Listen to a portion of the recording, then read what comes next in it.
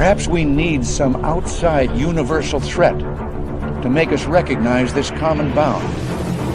I occasionally think how quickly our differences worldwide would vanish if we were facing an alien threat from outside this world.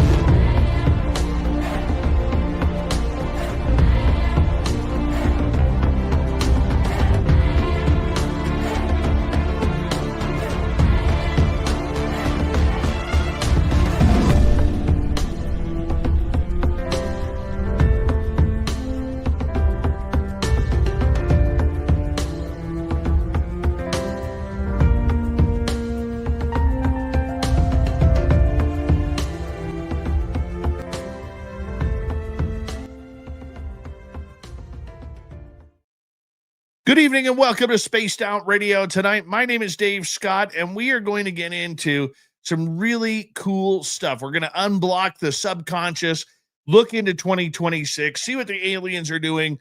Holly Hall is our guest tonight. What a great name, Holly Hall. I love it. You can tell she's Canadian with that name. You could totally tell. Why? Well, because it's Holly Hall, damn it. That's what it is. We're going to bring her on momentarily, but first, let us say hello to each and every one of you. And thank you for those who listened earlier when I was on with Bigfoot Michigan Rob on his YouTube channel. You can go over there and check the archive if you haven't seen it.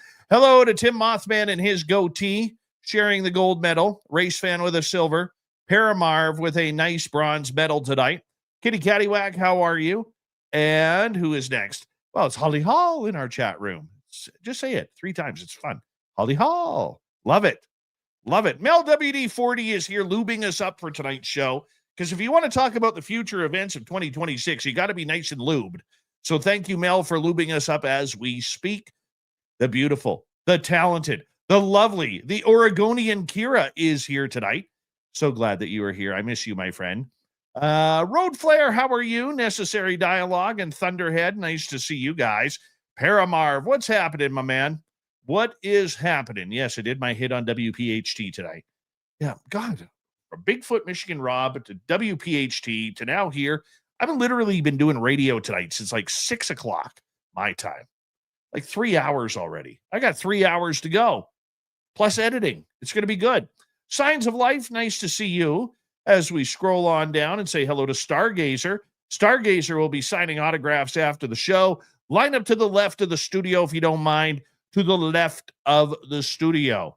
Mama Catherine, there she is, my beautiful lady. Mwah! I love you, my beautiful lady. Thank you for being so awesome. And I get a text message from her every day, and you do not. Yeah, be jealous of me, because it's awesome. I'm teasing, but it's still awesome. Thomas Rock, how are you? Carol Amario, nice to see you. Operation Shutdown. Hi, Sandra. Hi, Sandra. Hi, Sandra. Happy belated birthday to you. Happy belated birthday to you. Happy belated birthday to Hi Sandra, Hi Sandra, Hi Sandra. Happy belated birthday to you. I didn't mean to sing that to you last night, my dear, but happy birthday to you. Luscious Jules, how are you tonight?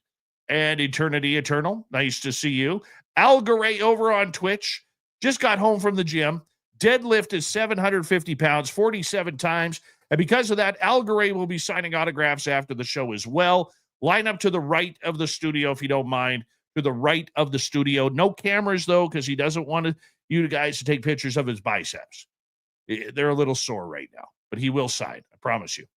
All right, where are we here? Let us say hello to Aussie Susan. How are you? Welcome to SOR Chat. Candace, nice to have you here. And Desert Rat, Lisa Smith, Robert Lamoth, and Benno Nuts. How you doing? Bad Cop, No Donut, nice to see you. Doug Shelby is here. The Doug Shelby has arrived, which means we can officially start this show. Fast Hemi, nice to see you. And who's next? Let's scroll on down. Robert Lamont, got you. Troy SR71 and Uncle Remus, nice to have you guys here in the studio. And I'm Hardcore on X. Nice to have you here. Let's get the radio side going. Hello and welcome to the radio and podcast side of Spaced Out Radio tonight. My name is Dave Scott. I'm the guy who hosts this weird show each and every night, and we're glad that you are here. Holly Hall, astrologist, psychic, medium, intuitive, and nice hair. Yeah, we're going to get to her momentarily. We're at roll call on our YouTube side right now, getting ready to spark this thing up. Bigfoot Michigan Rob, how you doing? Lucky Gypsy, how you doing on Twitch? Whistling Mike, second show in a row. You must like me. He really likes me. All right. Super Chat is open. It's a wonderful way to support what we do on this show on a nightly basis. Thank you, Bigfoot Rob. And don't forget, you can shop at our Spaced Out Radio store. We do not have ugly swag, people. No ugly swag. So make sure you check it on out. Horns up. Let's rock. Are you ready to hear your mystic voice of the night? It's time to wake up. He's here. Be quiet. He's ready for you to listen. Let's point our ears towards the little cabin in the woods. We're together, friends. Oh.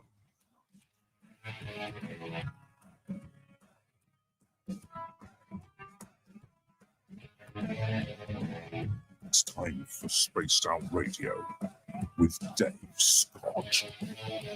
From the mountains of central British Columbia to you listening around the world, this, my friends, is Spaced Out Radio.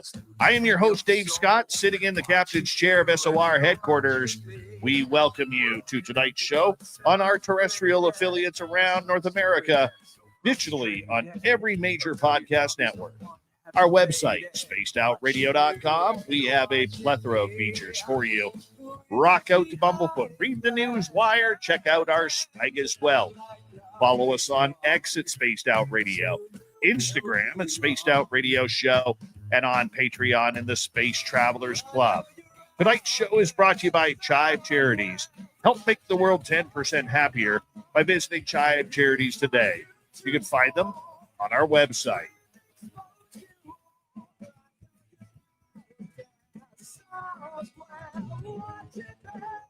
We have an amazing show tonight. We're going to look into 2026. Psychic Astrologer Intuitive Holly Hall is here. AskHollyHall.com is her website. We'll get to her a little bit. Then in hour number 3, we're going to go to the swamp. Swamp Dweller is here with a juicy story. We're going to follow that up with a little ditty that we call the Q&A. Robin Haynes will be here for the Cryptid Report. Yeah, we're going to have some fun. How do you say we get right into it? What do you think? Should we? Sure. Holly Hall is a master soul coach, Akashic Astrologer, clairsentient, remote viewer, and intuitive guide with more than 25 years of experience helping individuals uncover and release deep subconscious blocks. Her work bridges ancient astrological wisdom with modern neuroscience and energetic awareness, allowing her to guide clients towards greater clarity, purpose, and alignment with their soul's true path. Known for her grounded yet expansive approach, Holly delivers insights that resonate both on a practical and spiritual level. Through her uniquely integrated methodology, Holly is widely recognized for readings that are not only deeply accurate, but often described as jaw-dropping in their precision and relevance. By accessing Akashic records, intuitive perception, and energetic intelligence, she helps clients gain life-changing awareness and relationships, career paths, personal healing, and spiritual growth. Her website, AskHollyHall.com. Let's bring her in. Holly Hall, welcome to Spaced Out Radio for the first time. How are you? Hold on. Excited to start the next few hours. Excited to start the next few hours. How are you? I'm good. I'm so good. Now, the big question is, I ask all of my Ontario guests this. You a Maple Leafs fan? I'm a no sports fan, but Yeah. That works. That works for me. Because we at Saga 960, where we're broadcasting right now. I know there's a lot of Maple Leafs fans listening in, and I know they don't like it when I remind them that 1967 was the last time the Leafs won the cup, and I celebrate that every NHL playoff year. But the fact that you're not a Maple Leafs fan, that's okay. We could do a show. We could do a good show. I Thank you. promise you. It'll be better than ever now. Okay. So Good. tell us about you. When did What you would you like first to know? develop your gifts? What's that? When did you first develop your gifts? I was told that I had gifts when I was 13, but I didn't really start developing them autonomously till I was about 21, which means I was purposefully trying to work on my gifts, which was starting off with astrology.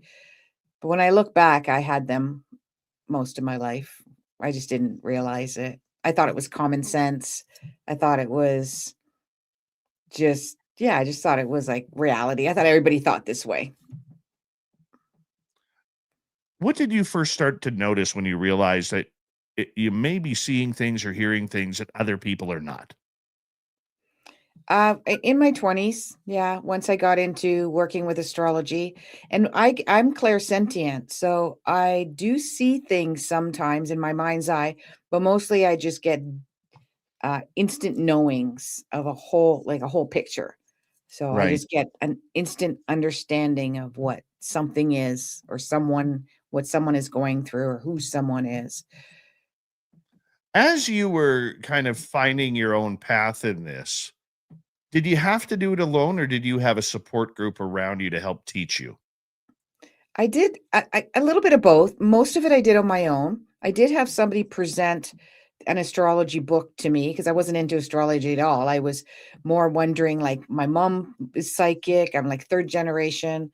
I was told I was psychic when I was 13 by a psychic person who said, "This person's in the room. She's 13. Bring her to the phone. She's got the abilities. She'll give you answers. You don't need me." And so I was always searching for it. And I was telling a friend at work that I don't know, because I'm such a scientific person, I wanted to see it. Like I could see you, I wanted to be able to just see it, not know it or understand it. And so the book I took as to humor him. I'll read this book, find out that it's all a bunch of hogwash and give it back to him. But it was amazing. Within a week, had it all figured out. And this was going to age myself, but this was before I had a computer program, or even there was a computer program. So I had to do everything I had to de-align a chart, which is where all the planets are in the sky by hand, 2-page mathematical equation. And then as I started studying it and working with people, then I started realizing I knew more than even what astrology was telling me. Even astrologers would say, "You're telling me more than what astrology tells you. So you must have other gifts." I also, I took a few years of working with a group around mediumship, trying to speak to people passed on the other side. That's what I really thought I wanted to do. But the universe had another plan for me. So I do that once in a while. I am able to pick up on people on the other side, but it's not something I advertise because it's not by at will. And then the more that I got busier and busier, I got really promoted by one of the top psychologists in the United States, Dr. Shefali. She's been on Oprah many, many, many times. She's more around child psychology and family psychology. She recommended me. She endorsed me. I got very busy after that. And as the more that I worked with people, the more skills came out. Remote viewing came out. My clairvoyance or clairsentient skills came out. And I did take psychology in university. I was quite in philosophy. I was very, very fascinated by human behavior always, my whole life. And so that really helps me work with my clients too. As you developed your skills and you became, a little bit popular or a lot popular, I should say, not just a little bit, with the public regarding your abilities to read and to sense and to have great perception. Did you ever think that this was going to be a career path? Did you ever think that this was what you were supposed to do? Yes and no. Yes, in a way, that's what my desire was. That's what I wanted to do. I wanted to do this full time. Uh, m- the circumstances for the last 15 years set it all up. When I look back, it was very well designed. And one, I guess, extraordinary event after the other, some not so pleasant, led me to doing it full time, which is the best job I've ever had. Like, I love my job. I tell people if tomorrow we didn't need money, I would still do this for free. Like, I just love doing it. So I think I always wanted to work, as I said, when I was younger, I wanted to work as a teacher. I wanted to work in psychology. And this is it, except it's done on a different, a non-matrix way, so to speak. So yeah, I guess the answer is it's what I wanted to do most of my life. Your abilities have taken you down very many paths. It's taken you from communication with spirit to the Akashic records, the subconscious to Yeah. consciousness in general to ETs and everything in between. That is a lot for one person to handle. How do you divide your time in between all of the different facets that you're being pulled into? It doesn't drain me. Like, I have a lot of people that do what I do. I just work with a client who wants to help people speak to their angels and their angel guides, and I was walking her through what her mission was and how to set that all up. And she says, "My biggest fear is like it drains me. Like, what do you do to prepare for a reading?" And it doesn't drain me. There's the odd client that I've worked with which do, but it has nothing to do with my abilities. It's more around, their energy is really hyperactive, or it's kind of all over the place. So that kind of drains me because I'm trying to hone them in to make the most out of the hour that they spend with me. But I really don't get drained. And when I walk around, I get downloads all the time. I talk to spirit or source or the Akashic records all the time. I don't pretend to really know exactly what I'm talking to. I don't feel like it's a person or an entity. It's just a is. It's just is energy. And it's just like having conversations in your head. You're driving down the street and you're like, I wonder if I should get groceries, or maybe I should get some chicken. Oh, I forgot to tell Sue that I got to go to it's like that kind of conversation in my head. I don't it just doesn't upset me. And when it's very intriguing, I'll continue the conversation. I have a lot of questions that I ask a lot. So I don't get drained at all. I don't have to do anything to shake it off when I'm done my day. I will say that I do keep my sessions down to 4 sessions a day with my clients. I do a lot of emailed readings and recorded readings. I do that in between the 4 live sessions a day, because I'm maxed out at 4 for the most part. Do you ever get those feelings where you wonder or question yourself whether or not this is imagination or if it's a true message? Because I Yeah. think I do believe that everybody in their way is intuitive, Oh yeah. but I think they pass off the majority of it as being imagination. That's a great question. You're 100% right. And people don't realize I have a manifesting group. It's a WhatsApp group, and handful of my clients are in there. And I'm teaching them that every decision they make every day is manifesting. Everyone's looking for the big, like, I want to manifest a house, or I want to manifest a car. And until you understand the power of manifesting, and gratitude is a part of it, you have to be in gratitude for everything that you manifest.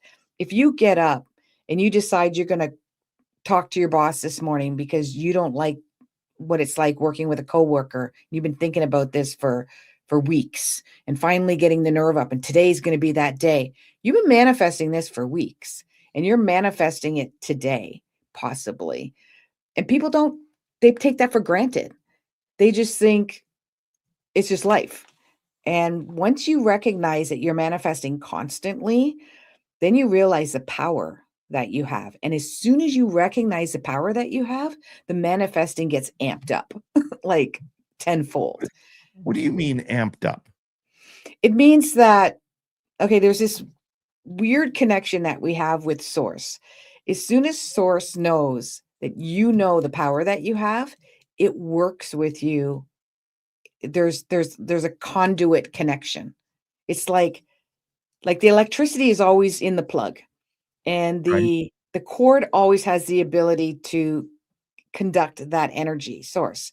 Right. And as soon as you plug in, it makes a connection and it starts lighting up your room or like turning on your computer or whatever it is. That's to me the best explanation of source and me plugging into it. As soon as you do that, all of a sudden you're like, whoa, I can do this. And the more you recognize it, the more that you're able to manifest even more. We can manifest negative things too, if you want to look at it negatively, because I believe everything negative turns into a positive. It leads to a positive. So it's the yin and yang of life. It's a yin and yang. It's both sides of a battery, like we need the negative and positive. We need both in order for it to have a rotation. And if you know anything like about physics or electricity, when you plug in, the electricity starts to rotate. It's going back and forth, back and forth. And you want to be able to make that connection of a conduit connection. So yeah, basically it's the yin and yang. Exactly. Some people just fall into their intuition without even knowing about it.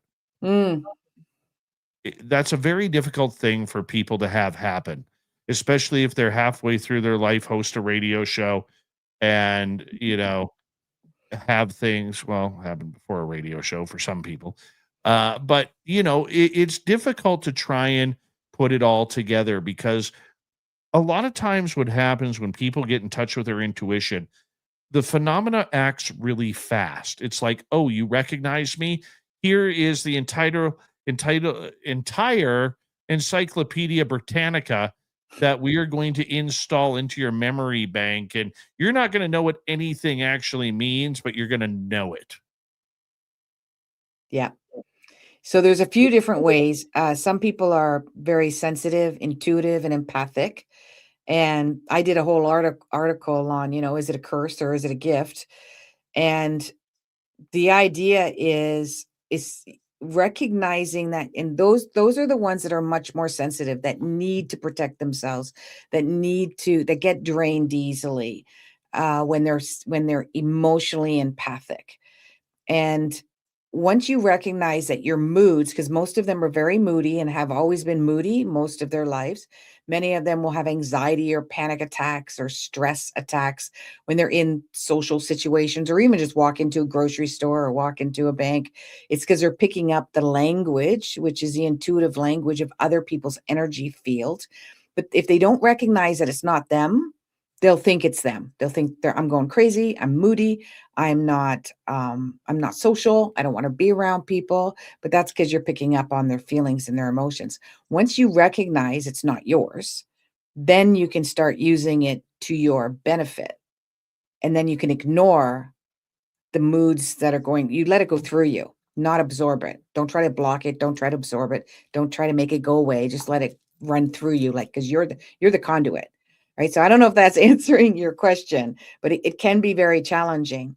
Once they recognize that, then they can slow down the downloads and they can take in what they want to and ignore what they don't want. How do you stay mentally focused through all of this? How do you keep a clear head and a clear mind, body, soul from everything that is going on? Because, like, walking through a shopping mall must be absolutely horrendous for you. Mostly going to a party. Shopping malls I'm okay with because I can just zone out and go in my head. But if I'm at a party where I'm supposed to be social, I'm not very good at being social. And I find it, unless they talk my language or they talk my lingo, not like, don't come up to me and say, I'm a Taurus. What's 2026 going to be for me? I'm like, go away. That's not, it's like you're a doctor and they're like, oh, you're a doctor? I have a pain right here. What do you think it is? Like, it's just not party talk. Right. Um, I find myself a lot more like antisocial, not really wanting to go to crowds or go to parties. In my younger days, when I could have a few wobbly pops, and that would kind of make me be able to talk like normal talk with people. But now I don't really do that much at all, and I just don't really feel like having that surface kind of conversation. I don't pick up on. I don't I don't take responsibility for other people's energy fields.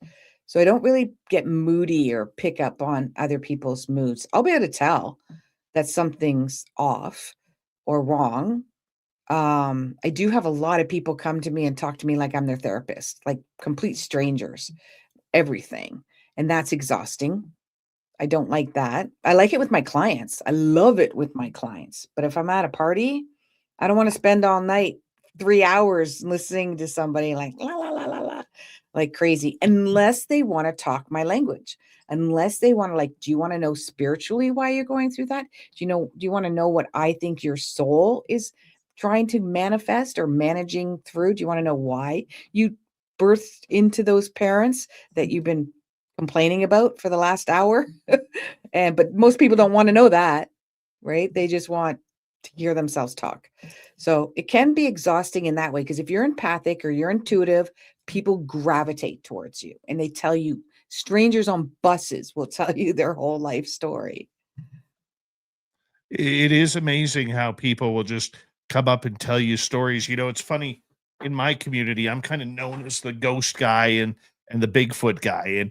And one time I was talking to a friend of mine's daughter, and she was in my daytime office. And I love telling this story because it's so funny.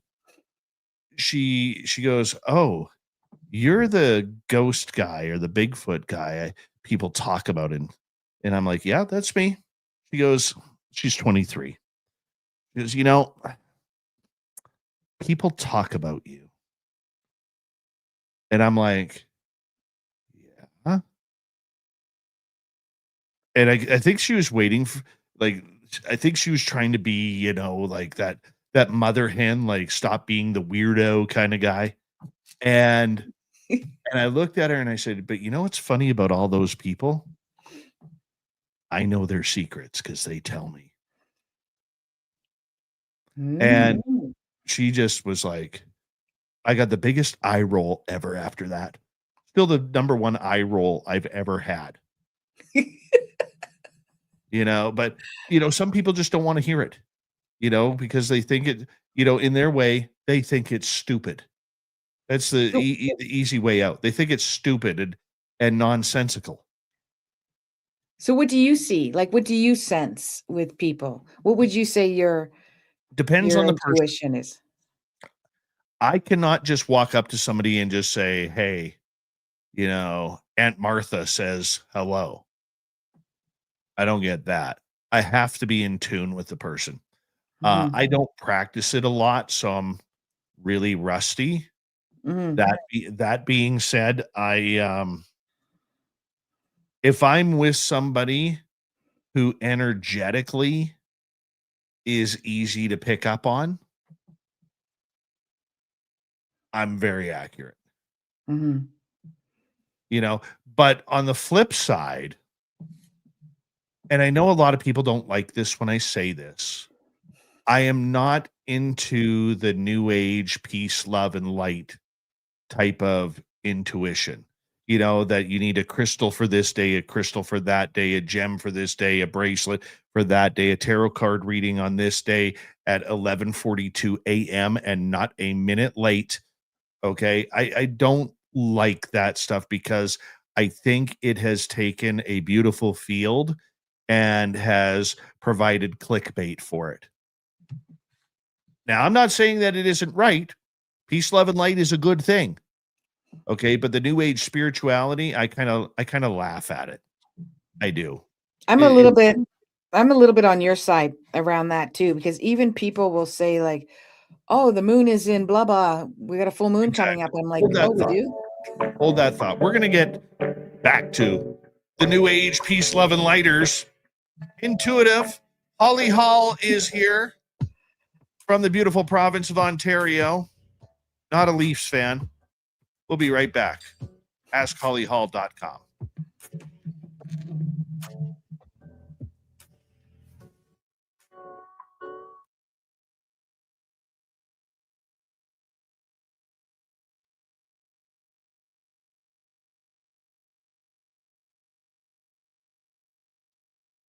All right, we are clear. That was fun. Yeah, good questions. Yeah, I kind of know how to do my job. Clearly, Clearly, I wasn't yeah, worried. I was. I watched a lot of your shows in the meantime, and you do a great job. I Thank didn't you. realize you're on terrestrial though. That's my bad. Yeah, I'm kind of good that way. What station? My closest one to you would be in Mississauga, Saga 960. How'd you get that? I called them. It's the truth. I've been on the X Zone a few times, but I think he's just in that area, St. Catharines area. Yeah. You called talk radio, like it's AM? Yeah. Yeah. Hmm. They I like could what get we some tips delivered. from you. And, I've been on there for 5 years. They went from averaging around 150 listeners a night. Within 6 months, I had them up to like 15,000 a night. Wow. And we've grown since then. That's big for a radio audience, nighttime radio audience. Yeah. I've been Yeah. lucky. I've been on Chime Radio, which was all syndicated, even as far as Vancouver, but only like a 10-minute blip on there, Yeah. you know? This one's more fun. Excuse me 1 second. Jeff Steve Garvey is here. He'll hit a home run for you. MJ, how are you? And Little Cam on YouTube. Preparing for tonight's show. He literally put together 17 1,000-piece puzzles to warm up for tonight's show. His mind is fried, but he's looking good. Lil Cam on YouTube right there. That's true story too. 17 1,000-piece puzzles for the show. Wow. Maybe we can talk off air. You can give me some tips. Can I answer some questions that are going through the chat, or No. do you want to bring them up? No, I'll bring him up. Okay. CRB band official has been trying to get your attention. Oh, CRB. He's one of my fans. He comes to me. Hey, CRB. I told him to come on too. A bunch of them. Hey. Brandy might be in there Give too. him a little hat tip right there. Hey, CRB. He's a cool dude. He's a smart guy. One of my regulars. Don't forget to hit subscribe and ring that bell because we are here 7 days a week. Subscribe, CRB. Randy. Oh, look at that. Boise. That's really nice. I post the SOR podcast on my Reddit community. It isn't a big one, but still post it and other. That's really nice of you.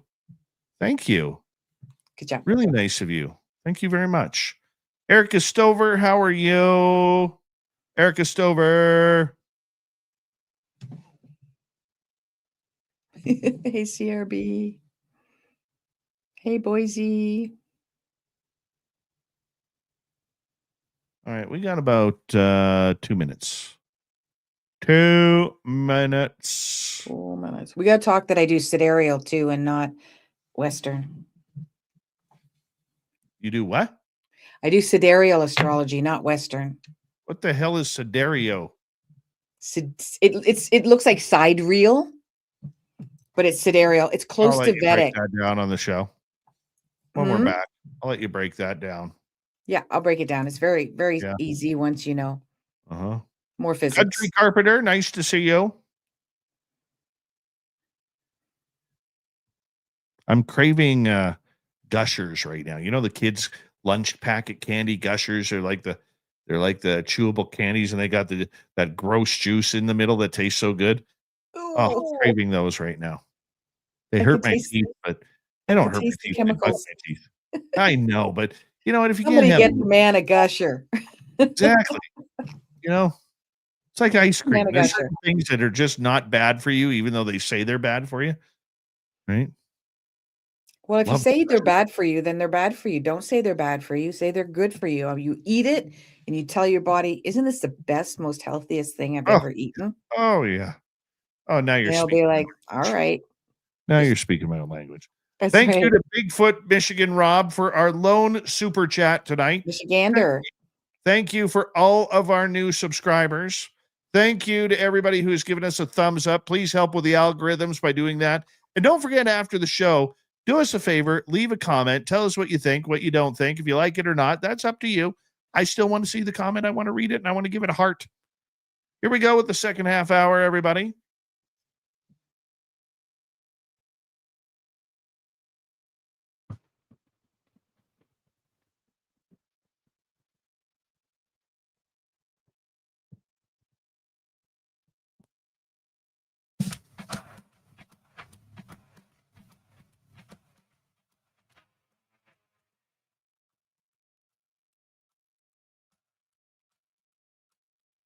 Here we go, the second half hour of Spaced Out Radio. My name is Dave Scott.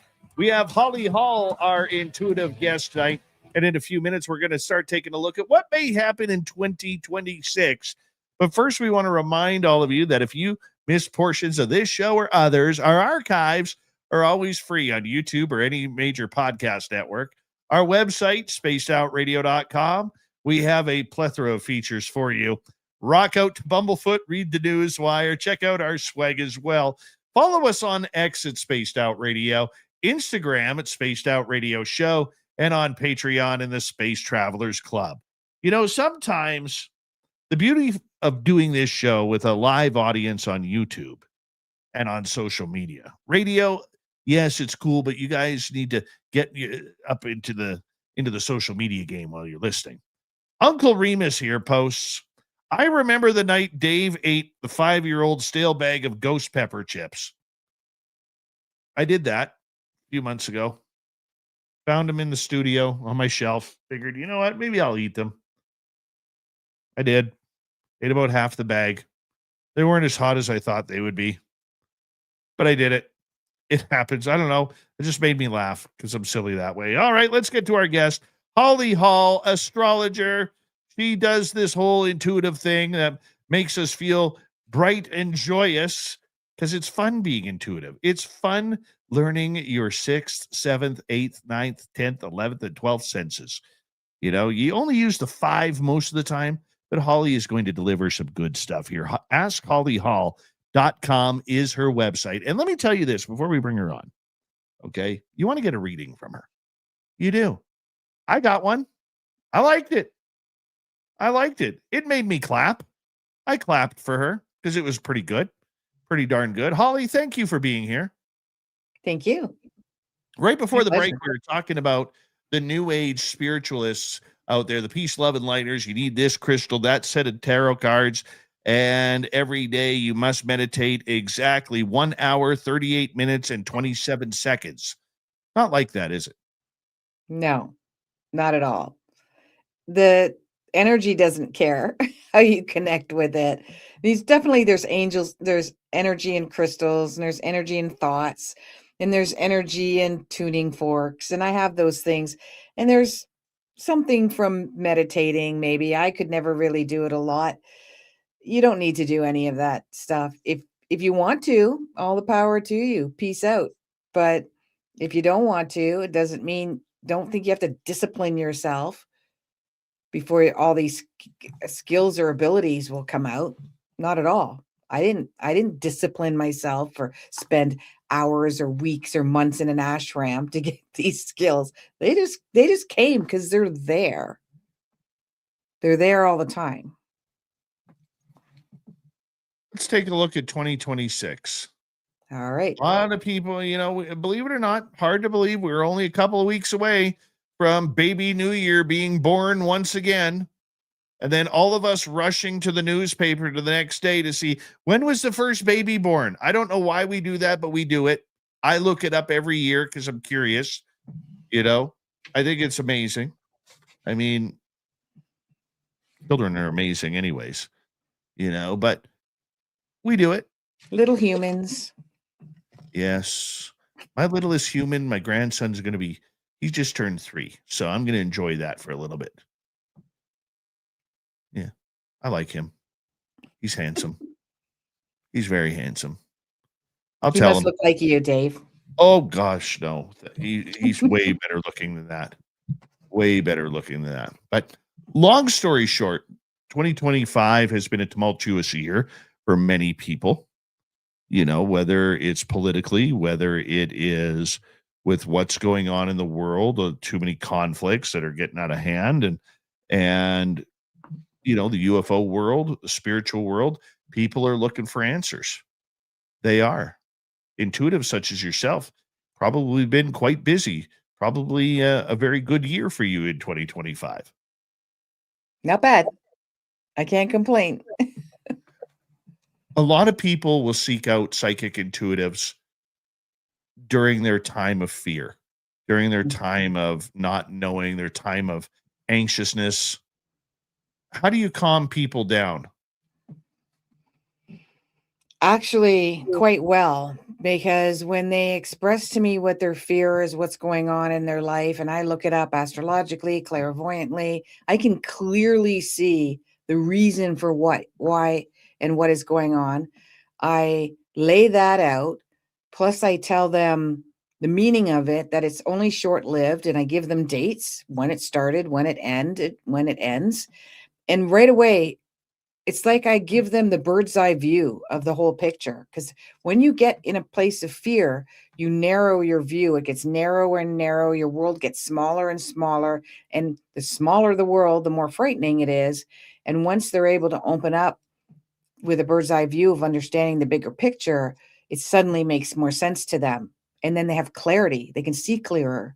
And as soon as they can see clearer, they have an understanding of what they need to do next. And there's so many things that can get in the way. Their emotions, their history, their childhood, their trauma, all these other people's energy. So many different things get in the way. And as soon as I clear the whole path out for them and they can see the other side, their destination, what they're reaching and why. And I always tell people, careful what you wish for. If you don't like your job, the universe literally says, are you going to quit, or are we going to have you fired? And what is it going to take to get you to quit? Or what's going to happen to get you fired? And a lot of people say, oh my God, the worst thing ever happened to me. I lost my job. And the ego steps in and goes, I don't lose my job. I quit my job. Who cares if it took me 5 years to make that decision and finally I just lost it? The ego gets in the way, emotions get in the way. And they don't recognize that this is the best thing that's ever happened to you. I can't tell you how many times I've seen that. I got a client right now I work with. Best thing that's ever. I've been working with her for 4 years. Last 2 years, really helping her amp up her career and work on being very successful in her career. And there's some times that she was devastated that it was the worst thing. And I said it was and it ended up being the best thing because I timelined it. So that calms them down quite a bit right away. I want to ask you before we get into the 2026 predictions. I'll put you on the spot here, then I will give you my answer. Because a lot of people will ask this, okay? How do you tell a good intuitive from somebody who is not? They should already know a lot about you to start out with. So the very first time you have a reading with me, I'll spend 10 minutes of that 1 hour just talking about you, your childhood, your inner workings, your relationship with your parents, past lives that may resonate with you in this lifetime. I will talk about what your desires are, your talents, your gifts, your strengths, your challenges, everything. And 99.99%, and I'm not exaggerating, people will be jaw dropped. And how do you know? Not only do you know all of that about me, you explained me better than I can explain myself. And they should be able to start out there. It shouldn't be fluffy, wishy-washy. Like, they shouldn't say anything general like, oh, you're going through a hard time now, aren't you? Yeah. That's why I'm here. Anybody could say yes to that. And some people you can read them like a book. Like, some people, if you say, oh, you're going through a hard time, right away their eyes start welling up and they start fidgeting. They can read body language. And in fact, one of my the biggest thing that I do when I work with clients, whether I Zoom call, you're never a visual. I don't want to see you. I don't no disrespect, but I don't want to see you. I just want to hear you. So when people Zoom, because I've got clients all over the world, they know that I'm only going to do audio. First of all, I'm looking at all these different information that's astrologically based. But I don't want to read body language. I don't want to be influenced by it. I don't want to read into it. I don't want to stop. I don't want to get out of my zone because I saw a little twitch that maybe they're upset about something I said. I don't want to see any of that. And if you can talk to somebody who you're not seeing physically, that can be helpful as well, because they learn how to read body language and they learn how to adjust their second or third or fourth steps when they're talking to you by even your tone in your voice. They can do that. So it really depends how comfortable you feel. If you feel really emotional, like a lot of my clients will feel very emotional, and that's the first thing, they'll be like, I'm crying and I don't understand why, or I'm having a hard time talking and I don't understand why. It's not a bad feeling. I go, because I'm talking to your soul. And that is, I'm talking to a deeper knowing of who you are, and you feel seen and you feel heard and you feel understood. And I'm being very precise about the way you are dealing with it, not like somebody in general. And then I will mention things that have happened in the recent past. That's really helpful as well. Now, if they're remote viewing, which I do, if my client says to me, I'm working, I have a job and I don't want to work there anymore. I want to quit. And it's usually like with you, I just did like a quick one that I sent through the email. But if we were having a longer conversation, more energy would start coming in. And as soon as you said, I don't like where I'm working, I'd be like, there's a boss. This is what he looks like. He's the one you're having troubles with, but he's not the problem. He's got personal issues with his wife, and that's temporary. You need to go up to this other person and talk to them. And I just start seeing things around you. And most of the time, I wouldn't say 99.99 in that case, but most of the time, more often than not, I'm accurate about the energy that's around them and the people that are around them. And if they follow up, and I actually get I'm kind of pushy around that because I do life coaching too. So if they follow up, and I insist that they do, then the outcome is always favorable and a lot easier. Like as a quick example, if I may, a client reached out to me today with something very simple. My coaching clients can contact me in between sessions with little issues and that. So she was having an issue with a family member, and I told her step by step how to deal with it and exactly what to say. And she goes, that's really outside of my comfort zone, but you've never steered me wrong, so I'm going to do it. She did it, and the outcome was tremendous. It was nothing like she expected. It was nothing personal that's why the way she was taking it. And the result made them connect better than if she didn't do anything at all. Now that sounds like something like a psychologist could say that, but I know her personality and I know what to script particularly for her, the best way for her to deal with it, because I know who she is. And that's the other thing. In the first 10 minutes when I talk to somebody, people can spend 10 sessions or more with a therapist, and I'm not downgrading therapists. There's amazing therapists and counselors out there, but it can take them a long time to get to know who you are and to trigger you to sort of, and they do have strict rules as well, specifically in Canada. I don't have to follow a standard or I'll lose my license, right? So that can be helpful for people. It's funny, like for myself, been doing this show for so long, I look for the trigger words. It's like, oh, tell me. Like it's like with a paranormal team, the minute they use the word science, I know their team is bogus. Like my famous saying is, how do you screw up a paranormal team? Ask them what they do with their evidence. None of them can answer that question. It's amazing. It's awesome. But when it comes to intuitive people, when I hear trigger words like Mercury retrograde, that's a big one for me. I know that I'm not dealing with somebody who is professional Oh, why is that? because there are trigger words that psychics, many intuitives will use in order to hide. Because the one thing that I do before I bring a psychic on, and it was actually quite interesting that you asked to read me, okay? Because normally I will not bring an intuitive on unless they read me. It's you have to. I want you Because, to know what you're talking about. Like, I don't want you to blindly just promote me and you but have no idea what my work is. but here's the thing, because I get a lot of people who have asked, "Hey, I want to come on your show and do readings." They think we're a podcast. Okay, us being a live radio show, uh, it's hard to do readings, and I Yeah. don't trust a lot of psychics because, and this is no offense, because I'm intuitive myself. Okay, but a lot of them have no guideline or bearing on what they are going to say.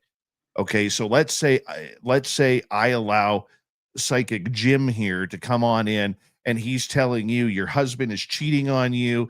This is the woman's name. This is where she lives, or you're going to get check that mole on the back of your neck for cancer. I'm liable for that. You know what I'm saying? I am No, liable for that. I don't even do that. And but it does happen. But the one thing that I have noticed is it's the same thing with the new age peace, love, and lighters. Okay, is when chakras is another one that is a trigger word. Chakras, and there's one more that I just listened to, and the minute I hear it, I'm like, yeah, no, you're not coming on my show. You're not. I can't trust you to come on the show because you just don't get it. You're too new. It's just it happens in every field. It happens in the cryptid world. It happens. It's like in the Bigfoot world. If I hear somebody a researcher use the word squatch instead of Sasquatch, I know their research is bogus. Hmm. I like it. Yeah, Good it's for these you. trigger Well, words. I feel even more special being on your show. Yeah, You're speaking my language. You know yeah. what you're in the know, and you're not just bringing on any old psychic just for ratings or please your audience because they've been asking for it. You know what you're talking about. Well, I have been blessed with a lot of really good intuitives around me. Yeah. Okay, like people that I trust. Some Yeah. people have been on this show, like Robin tonight. Okay, who will come on after you, Robin Haynes. Okay, she is the psychic to the cryptids. And people will think that she's a complete lunatic by how she talks. But I can tell you from being in the field where she has called me up and said, look for A, B, C, D, and A, B, and C, and some of D have come true when she is 2,500 miles away from me and never been here. I know that it's trustworthy. You know what I'm saying? I Yeah. know that there are people out there that do yeoman's work in helping people, but it is something that I think a lot of people are doing it for the sake of popularity and clickbait. And that's what I, try to teach our audience here as they are looking for answers as well. I think it's very, very important to educate your audience on this because things are going to get heavy in 26 and 27 in a good way in that area. And all of a sudden, everyone and their grandmother is going to be a psychic because all of a sudden it's going to be the go-to therapist or the go-to. And that kind of does scare me because everyone will claim that they are. It'll be a buzzword, like I have my psychic, I have my astrologer or intuitive. And you really have to scope out and weed out the good ones. Like be recommended by someone. I don't advertise. Almost all of my clients come from recommendations. And that's the only way that I want it. I don't go to psychic shows. I don't do psychic shows. I don't want to do psychic shows. And all my clients are vetted through other clients. And that's to me the only way. And they already trust me before they even talk to me.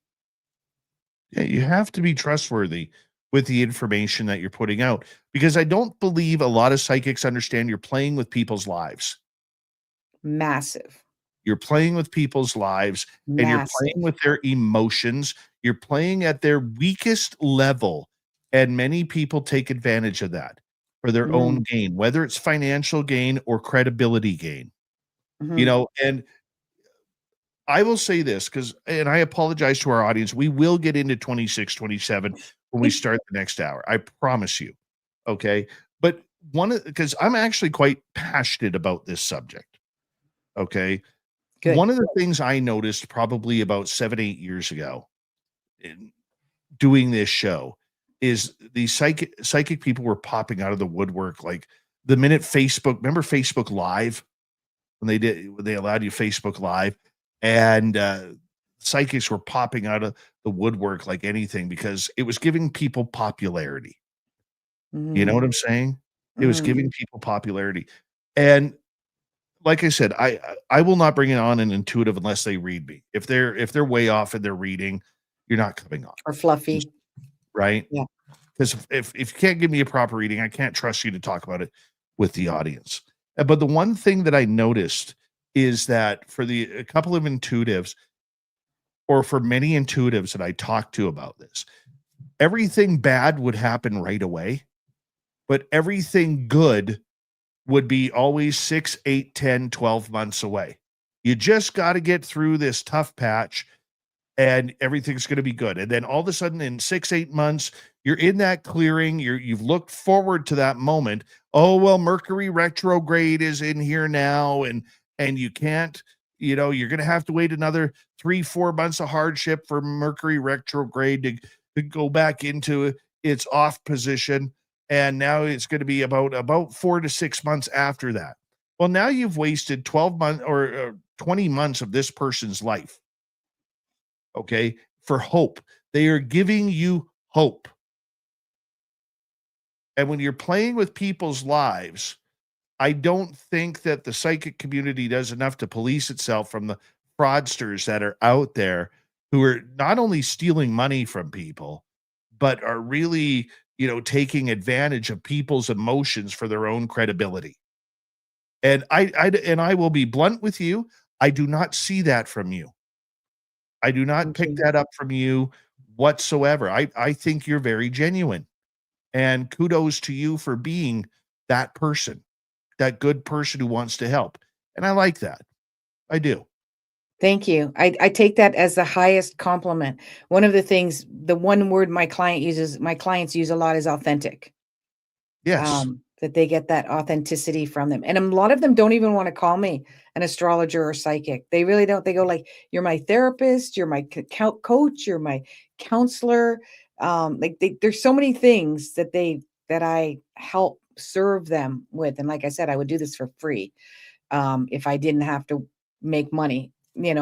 Tomorrow there was no need for money. I would still do this for free, because all people need is to get guided back on track. It's just people get off track. And it's very easy in the world that we live in now. We're being pulled in 100 different directions on all different levels, and we lose track of who we really are. And that's the biggest thing I want people to know is, who are you? Like, have you lost a sense of who you are? And once you know exactly who you are, the exact little piece of puzzle that you are in the big puzzle that we have called life, as soon as you know, then you know where you fit in and you know what to do and you honor it. And then you rescue yourself from the matrix. And we get stuck in the matrix very easily, and you find your way. And one of the things that drives me nuts when I do my own lives, people come on, they want to do, I talk a lot about other stuff, and then I'll do a few readings for free. And I really don't like to do it, but it's kind of the part of why some people come on. And, one of the things they'll be like, when am I going to meet my soulmate? When am I going to be financially wealthy? I'm like, stop it. There's so much you need to do before you get to that point. You can get there. You can find you. First of all, you got to know what a soulmate is. And it's not what people think it is. You've got to know what you really love and what you really want and how you desire that and why you desire it. There's a lot of psychology behind it. And then you're going to get to that point. You absolutely, and it might be with the person you're with. A lot of times it is. And once you know who you are, like, know thyself. And that's what On that astrology note, used to be. On that note, hour number 2, Holly Hall, askhollyhall.com. We are going to get into predictions for 2026. This is Space Out Radio with host Dave Scott.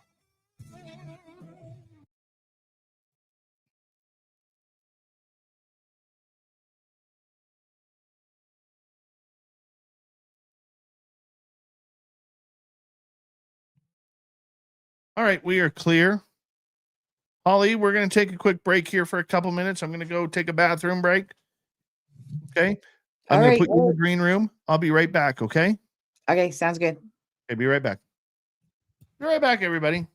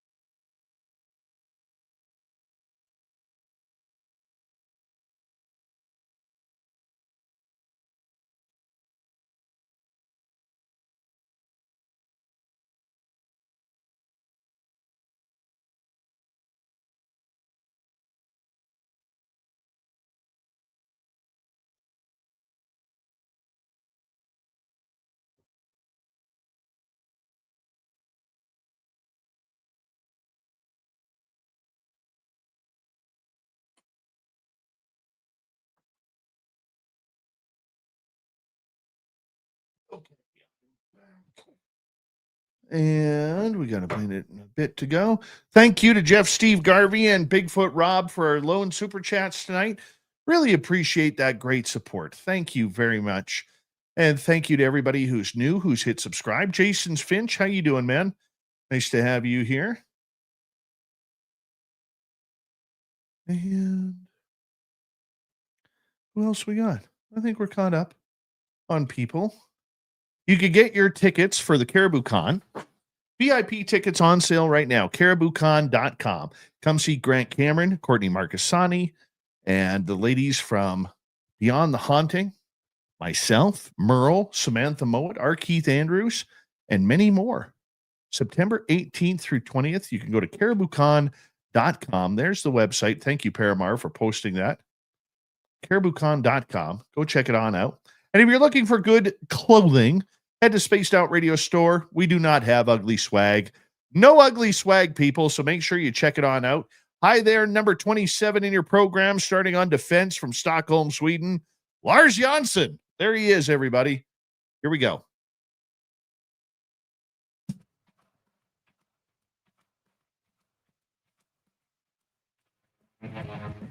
We are into hour number 2 of Spaced Out Radio tonight.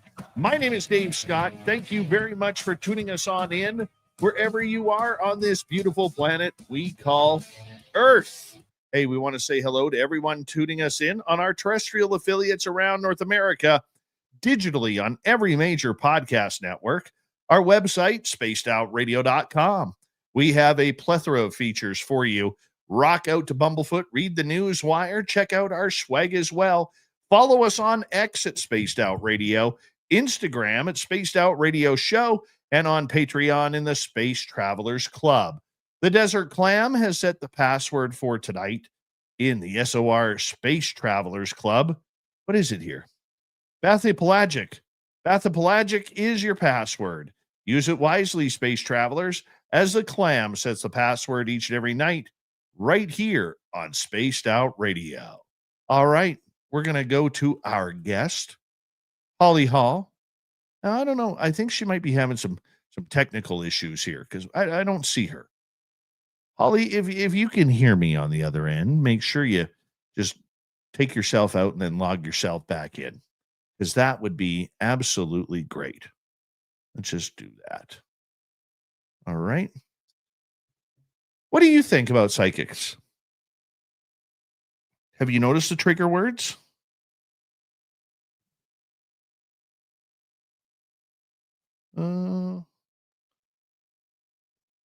One second here.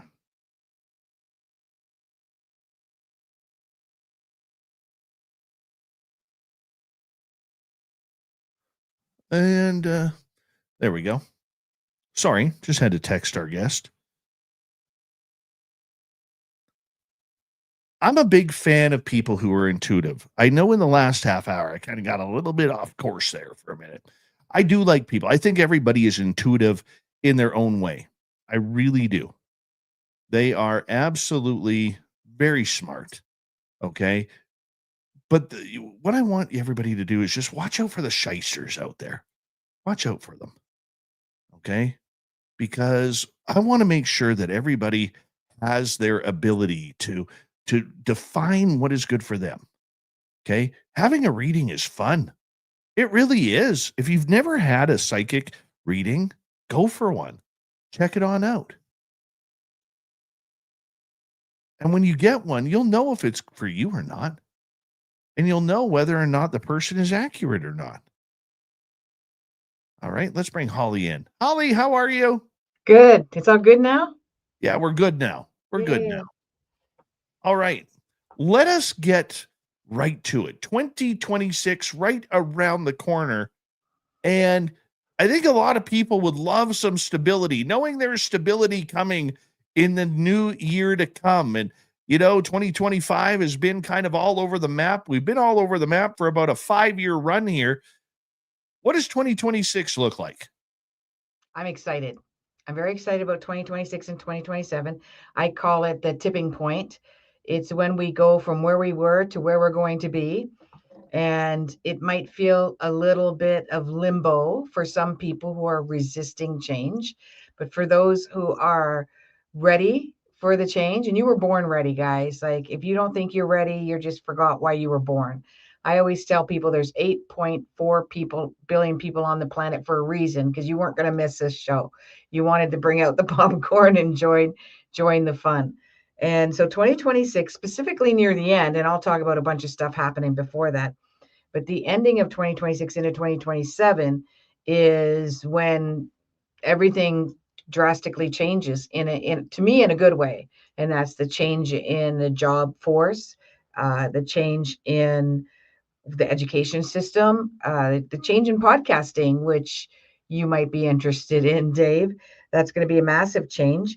And also, a lot of the confusion will be lifted by the end of 2026. But I'm sure you want to know, well, what's going to lead to that, right? Yeah, absolutely. Yeah. So one of the things is a couple of the planets. I do sidereal astrology, which is, just to give a short understanding of it, our Earth is on a wobble. And for the last 2,000 years, we're slowly shifting because we're on that wobble, and we're not pointing at the same constellations that we were last year. Or in the last 2,000 years. So the astrology that I look at is astronomy astrology. So everybody thinks that we've been in Sagittarius for a couple of weeks, for instance, the sun. It actually just entered Sagittarius. From our viewpoint, if you took a telescope and looked into the sky, you would see the sun is just entering the constellation of it. So sidereal, even though I did Western for like two and a half decades, sidereal is much more accurate astronomically. And so we've got this energy of Pisces, we have this energy of Gemini, and that means there's going to be a mass healing. And some of it's going to come through just, let's say, a controversy around religion and belief systems. And it doesn't necessarily have to be religion, but religion will be a forefront. Belief systems will be a forefront. We're already starting to feel it.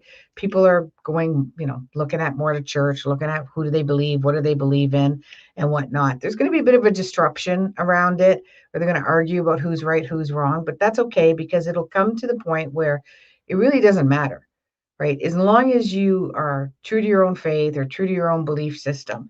But that is going to be something that's on the forefront. Hopefully we're all mature enough as souls at this point that we're not going to place as much judgment as we might have done 200 years ago around it.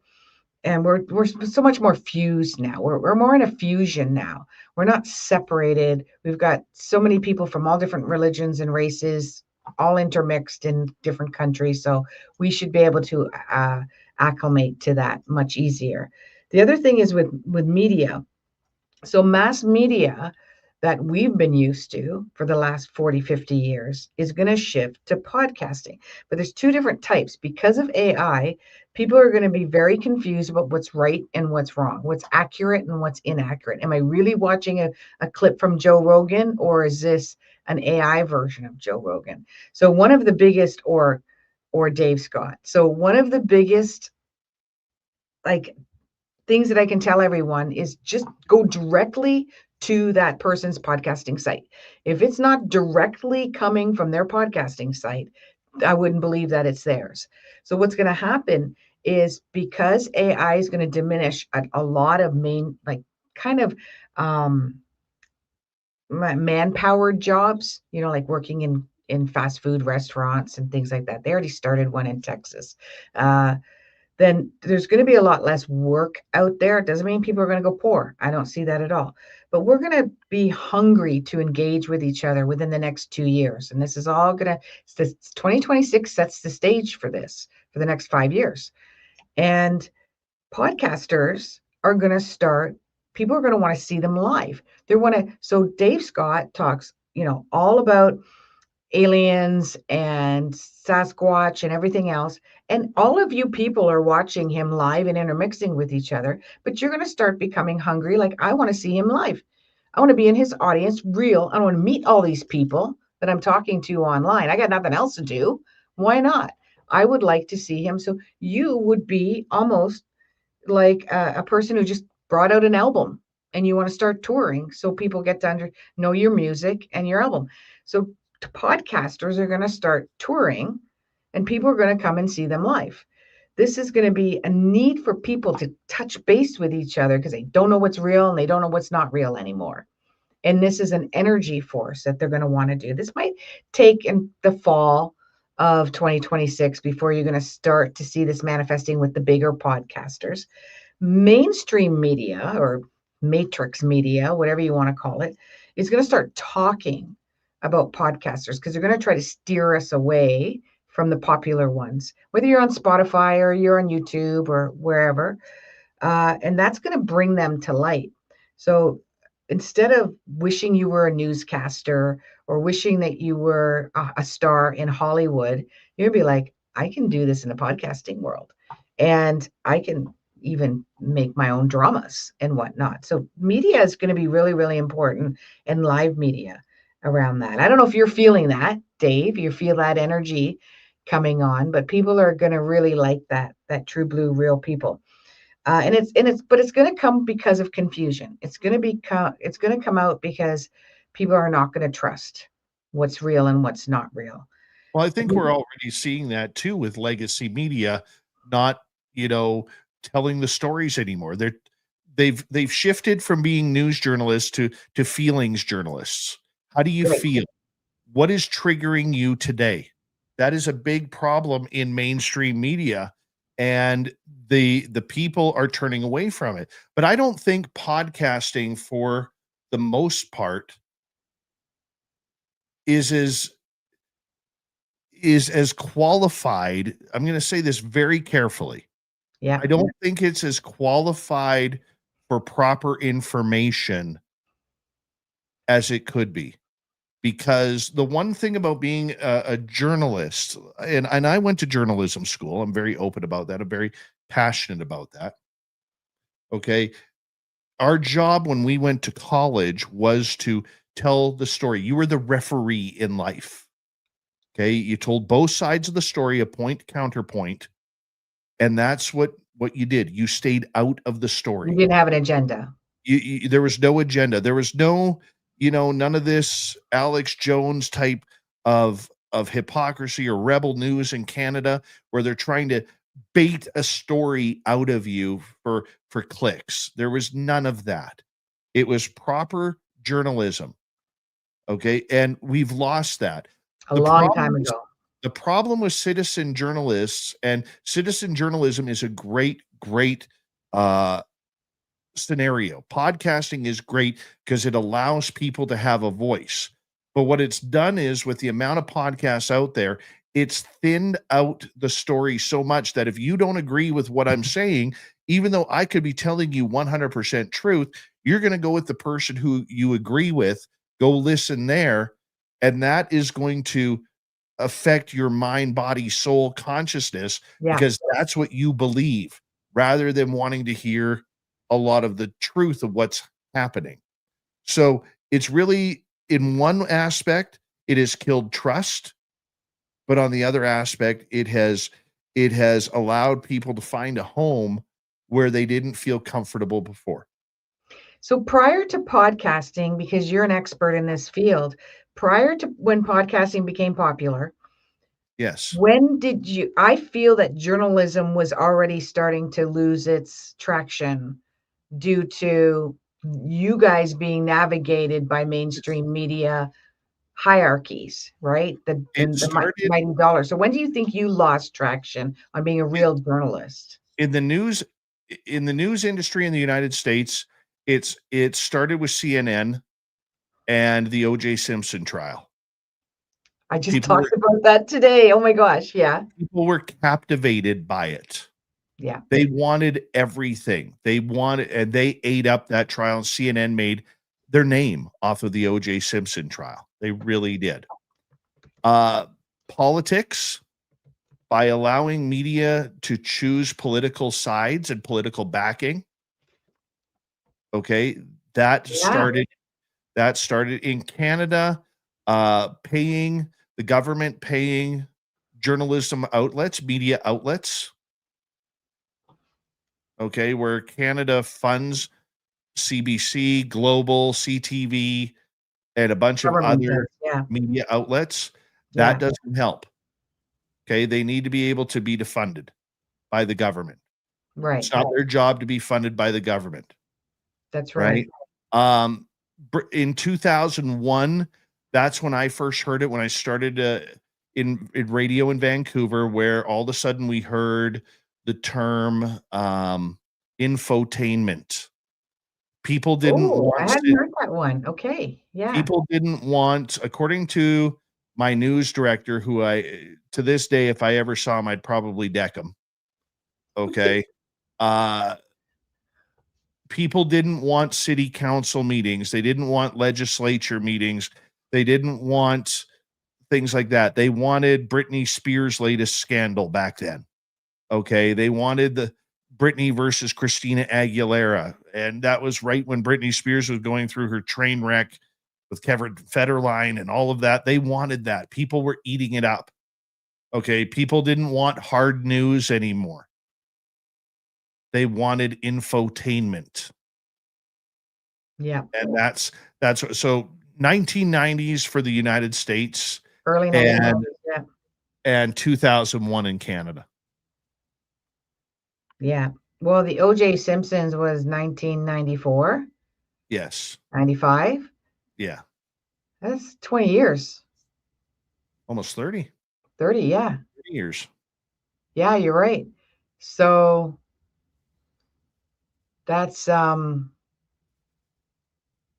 long time. And podcasting kind of, but yeah, podcasting's been just kind of ramped up in the last 8 to 10 years, right? Mm-hmm. Interesting. So is there a way to turn back time? No. So where do you see it going? Where do you see media, really good, honest journalistic media from an expert point of view? Where do you see that going? What does that look like?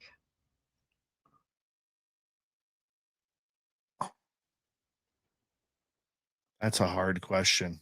What do you want it to look like? Let's I want to manifest. be back to when I went to college, where we were taught to be journalists. And every journalist is taught to be a journalist. It's when they get hired by the media outlets that the media, first and foremost, needs to put away their ego. They're nobody special anymore. They're not stars anymore. Yeah. Okay. You know, it's kind of like if I put it in a sports analogy, there's 100 different podcasts minimum, okay, for every sports team in North America. People who have no access to the dressing room, no access to the players, no access to inside information, but here they are reporting as they are credible journalists in what's going on. That's where I think it's dangerous, because you have people reporting untrue facts and claiming them to be facts. But if people want to know about Sasquatch, they want to know about aliens, they want to know about disclosure, they're interested in what's going on in the behind the scenes in the CIA. They want to see boots on the ground interviewed people who actually have experienced this. Podcast is where they're going to go. Yeah, as they should. Yeah. Right And now, why not be live? podcasting. Why not be live and be in an audience with a whole bunch of other people that are, I mean, you would be on air as well too. So do you think people are too naive or too uneducated or not smart enough to figure out what's BS and what's not BS? I think for most people, they just want to be in an area where they feel that their opinion matters. 100%. And that is the problem with podcasting, is sometimes when your opinion, as strongly as you may feel about it, journalism shouldn't care about feelings. It needs to care about truth.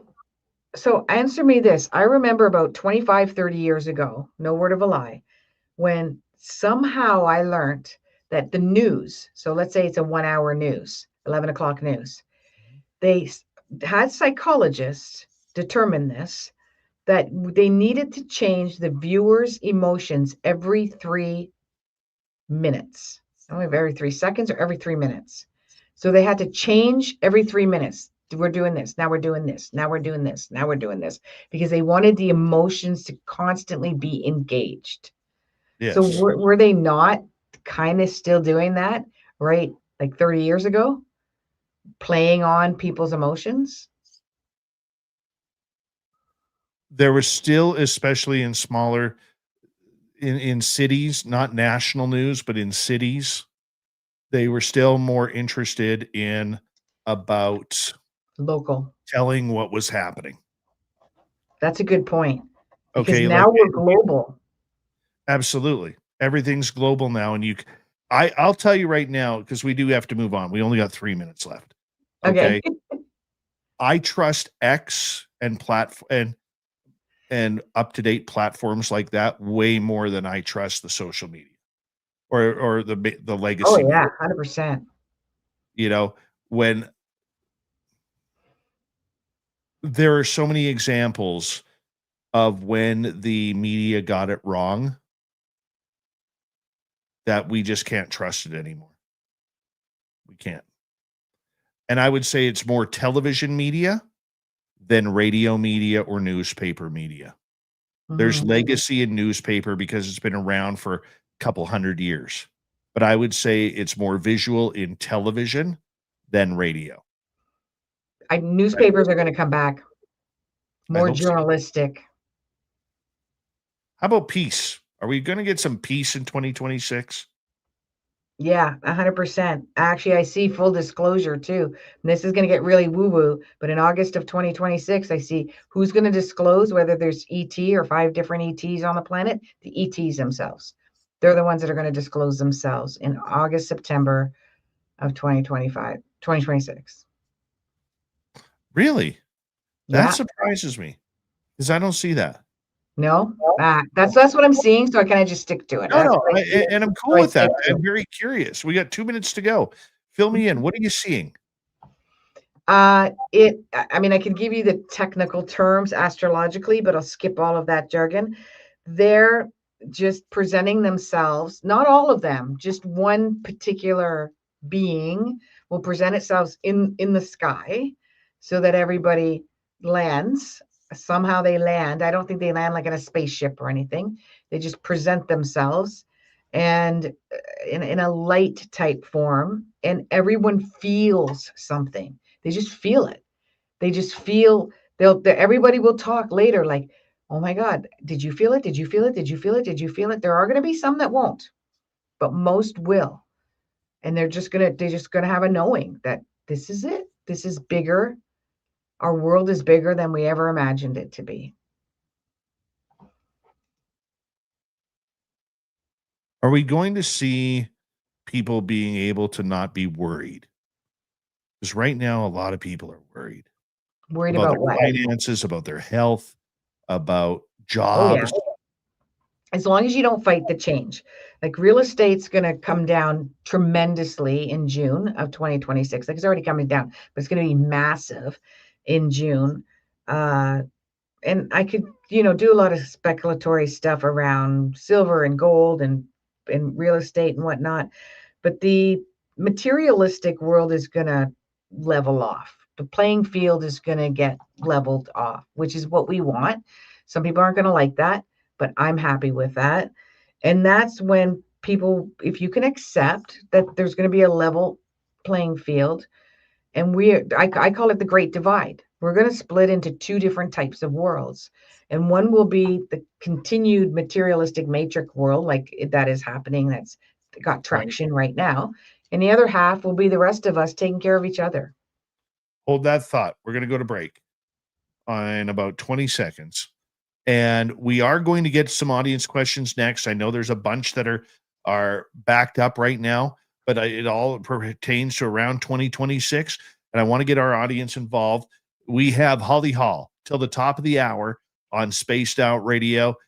2026 predictions coming up next on the Mighty SOR.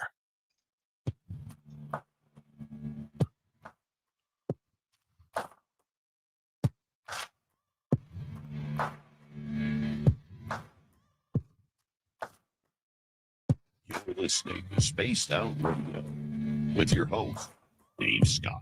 I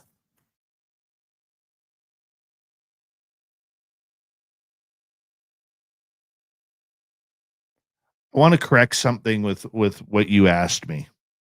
Yeah.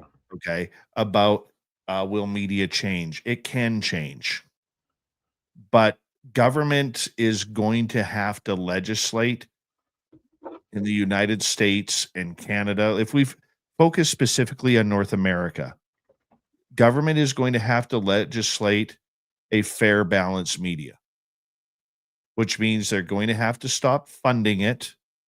They're going to have to, like in Canada, as you know, there's the big defund the CBC.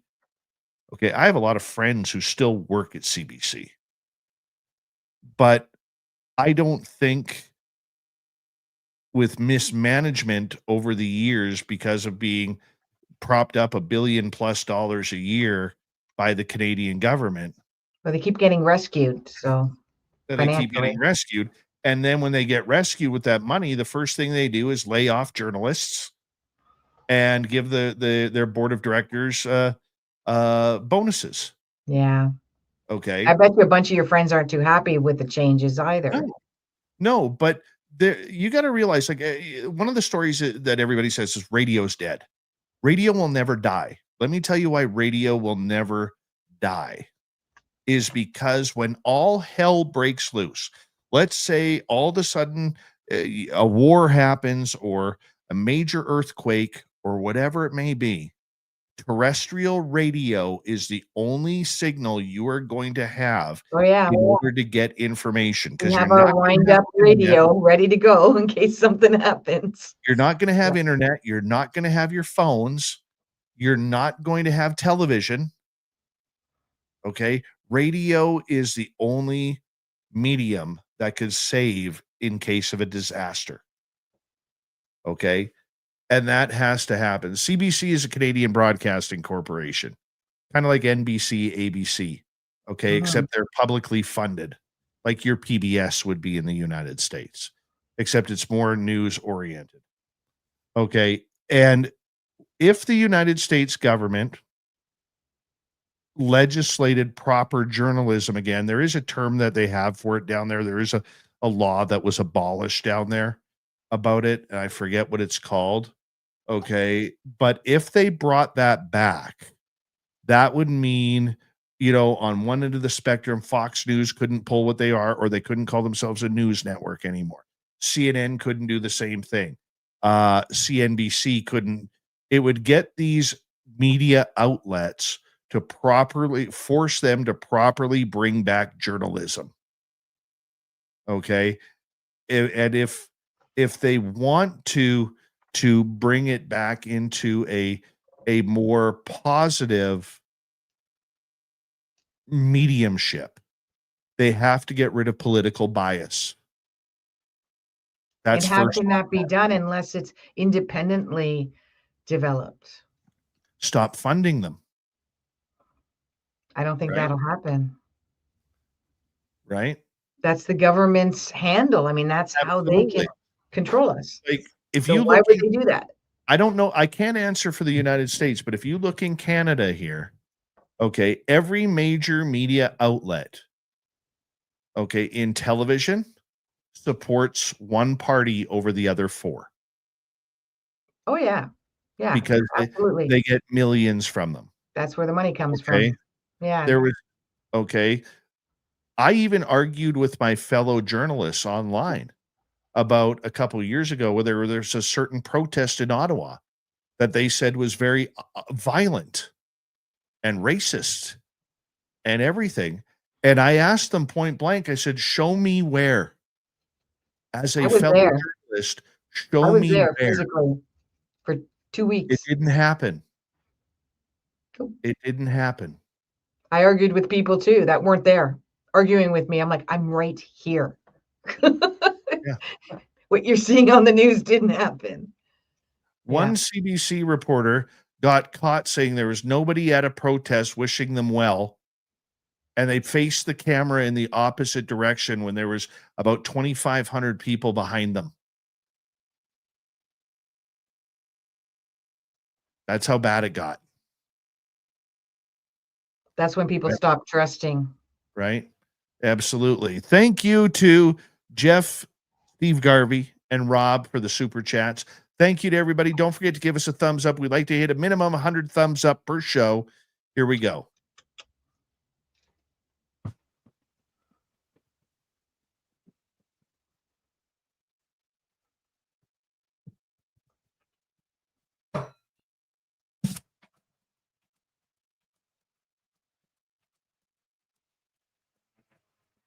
Here we go with the second half of Spaced Out Radio. My name is Dave Scott. Thank you very much for tuning us on in wherever you are on this beautiful planet we call Earth. Reminder to all of you that if you missed most of this show or others, our archives are always free on YouTube or any major podcast network. Our website, spacedoutradio.com. We have a plethora of features for you. Rock out to Bumblefoot, read the news wire, check out our swag. Follow us on X at Spaced Out Radio, Instagram at Spaced Out Radio Show, and on Patreon in the Space Travelers Club. Final time tonight, intuitive, psychic, Holly Hall. AskHollyHall.com is her website. Fun to say. Just say it numerous times. You'll remember it. We're going to get into some questions from our audience looking towards 2026. Holly, are you ready to have them fired off at you? I'm ready. All right. Let us start off with Whistling Mike, who is asking, you said 4 sessions a day. You do about 4 sessions a day for readings. How long is a session? 1 hour each. Yodi.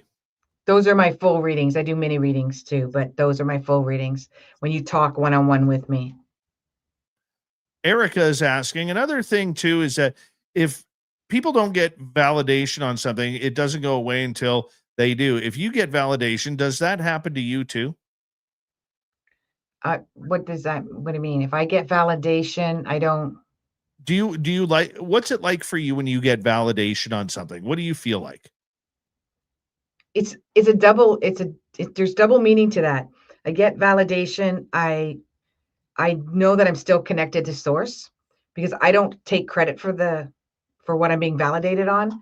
I take credit that I'm still making a good connection and I'm getting the right information. I'm receiving it right and I'm delivering it accurately. And so it just strengthens my faith in the ability of being connected to whatever knows the answers to things that I get direct messages from. All right, let's move on. Let's go to Sarah. Why do you use sidereal astrology instead of Western?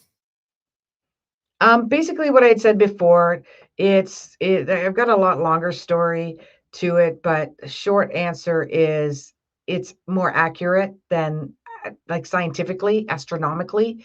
I'm reading, if I'm doing Western, I'm reading a hypothetical viewpoint of the sky. It's not the actual viewpoint of the sky from my vantage point or wherever you're born, that vantage point. So I'd rather use what astronomy is looking at, what NASA is looking at, because I am using the energy. 2,000 years ago was very accurate. And beyond that, it was very accurate. But like I said, the earth is on a wobble and everything has shifted. So it's much more accurate in timing. When I was doing Western, I did get a lot of people go, what you said happened, Holly, but it was like a week, or it was like a month later, or it was 3 months later. And now I'm more accurate in the timing. Let's move on to another question. Let's go to Little Cam. What do you find as the most important parts or aspects of trines, conjuncts, sextiles, and etc.? They're all important. It's almost like saying, what's more important, my arm, my leg, my hand, my foot? They're all very, very important. Follow up. What do you see as being the overall significance of our houses as rulers in their various conjunctions?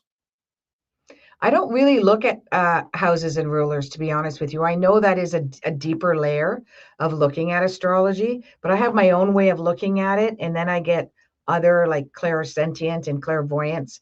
So I don't really look I don't look at progressions and and rulers of houses per se. But the rising sign, if you know the time of your birth, is very important. It's actually more important than the sun sign. All right. Let us go to Joe here, who is asking, will Dave photograph an alien or a Bigfoot in 2026 at the plane crash site? Well, I don't know about a plane crash site, but they will photograph an alien. Absolutely 100%. I don't know about Bigfoot. What do you think, Dave? I'm hoping. I'm hoping.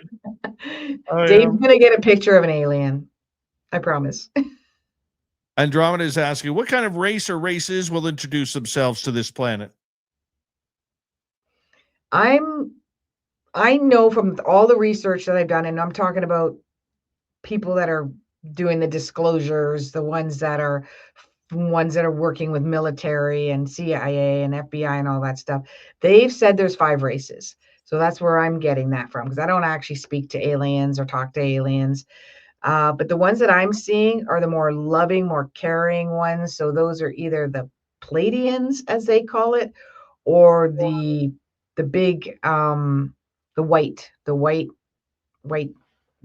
is it the white tall grays or the tall whites? Those ones.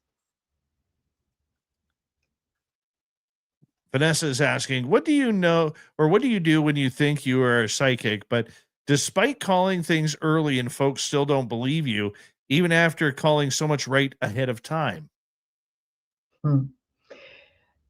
That's unsolicited psychic abilities. That means you're giving people information they don't want to know and they haven't asked you. And if you really are gifted in what you're doing, there are times you shouldn't say anything at all. I hope that doesn't insult you at all, but you've got to be very careful of the information that you give people if they haven't asked you for it.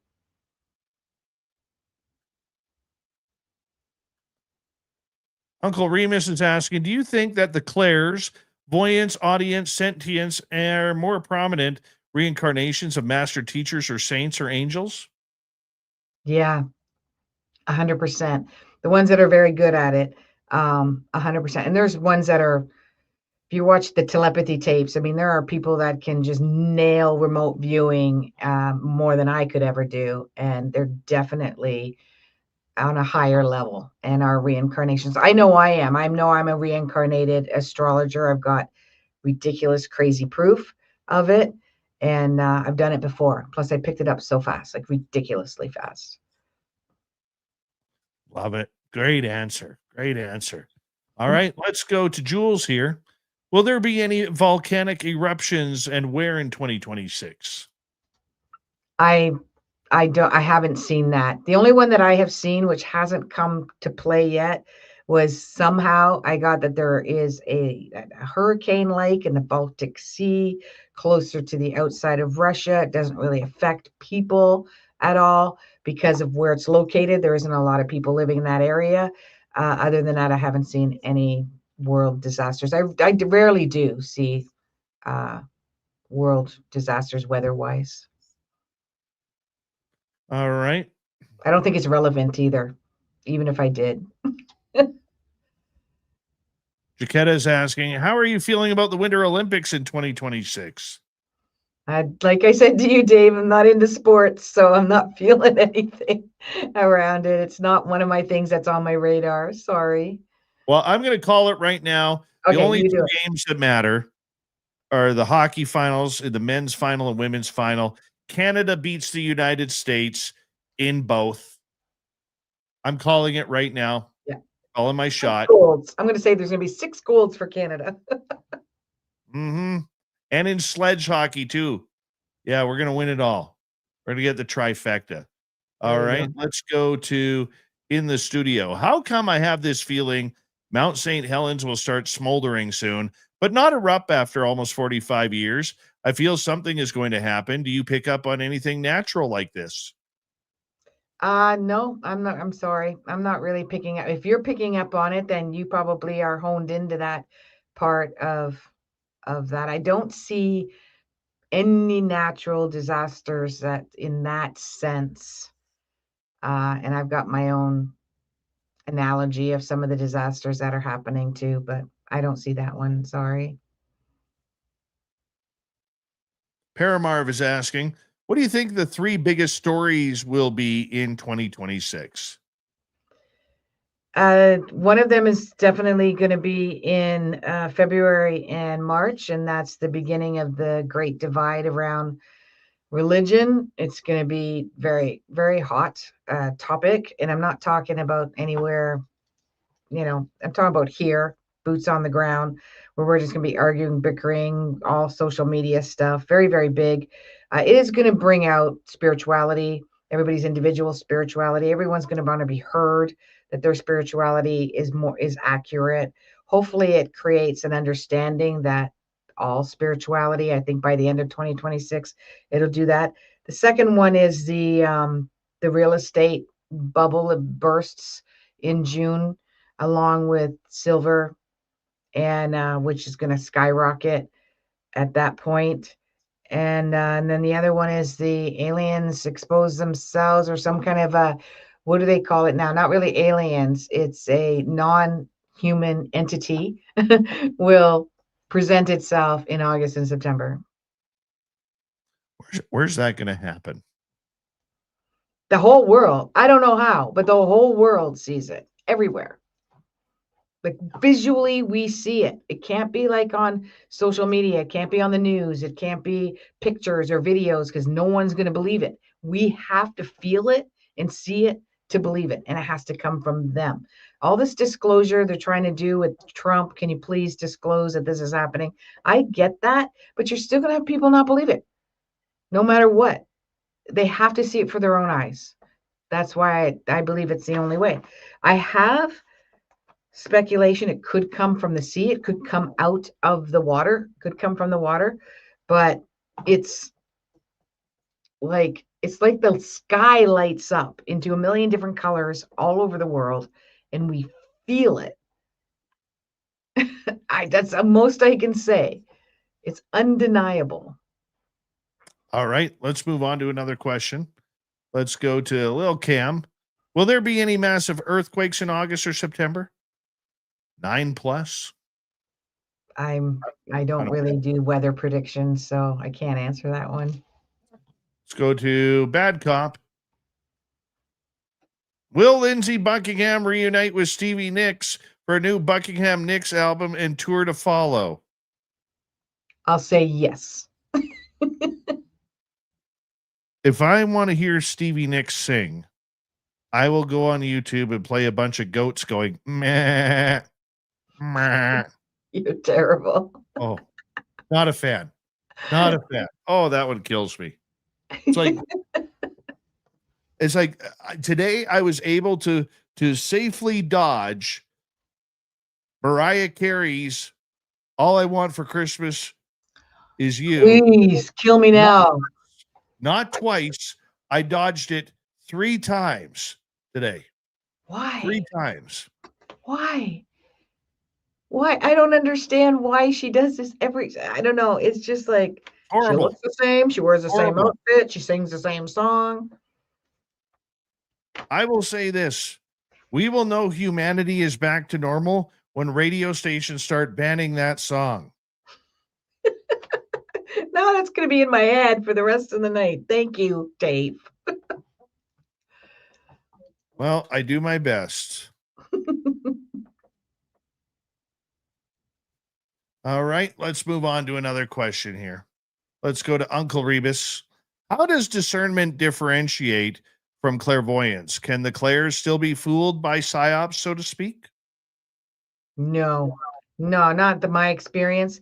I do have clients that are trying to develop it, and they feel like imposter syndrome, or they'll be like, how do I know it's not my imagination? It's not me. And I went through that a few times, but it's just practice. The more and more you do it, the more and more you can tell the difference. It's like trying to tell the difference between your ego and your intuition, because at first they're very close together and they're almost like on top of each other. So it's hard to tell the difference.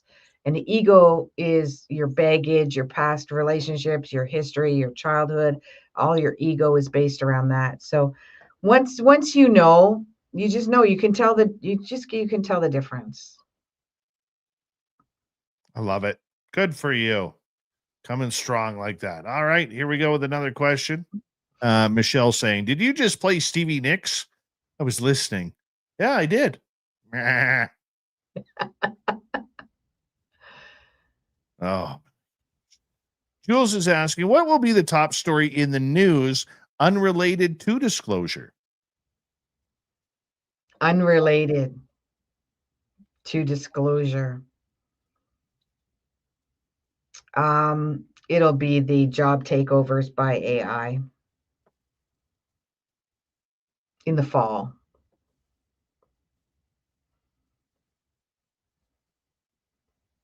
I don't think we're quite prepared for that yet. No, but I don't see it as a bad thing either.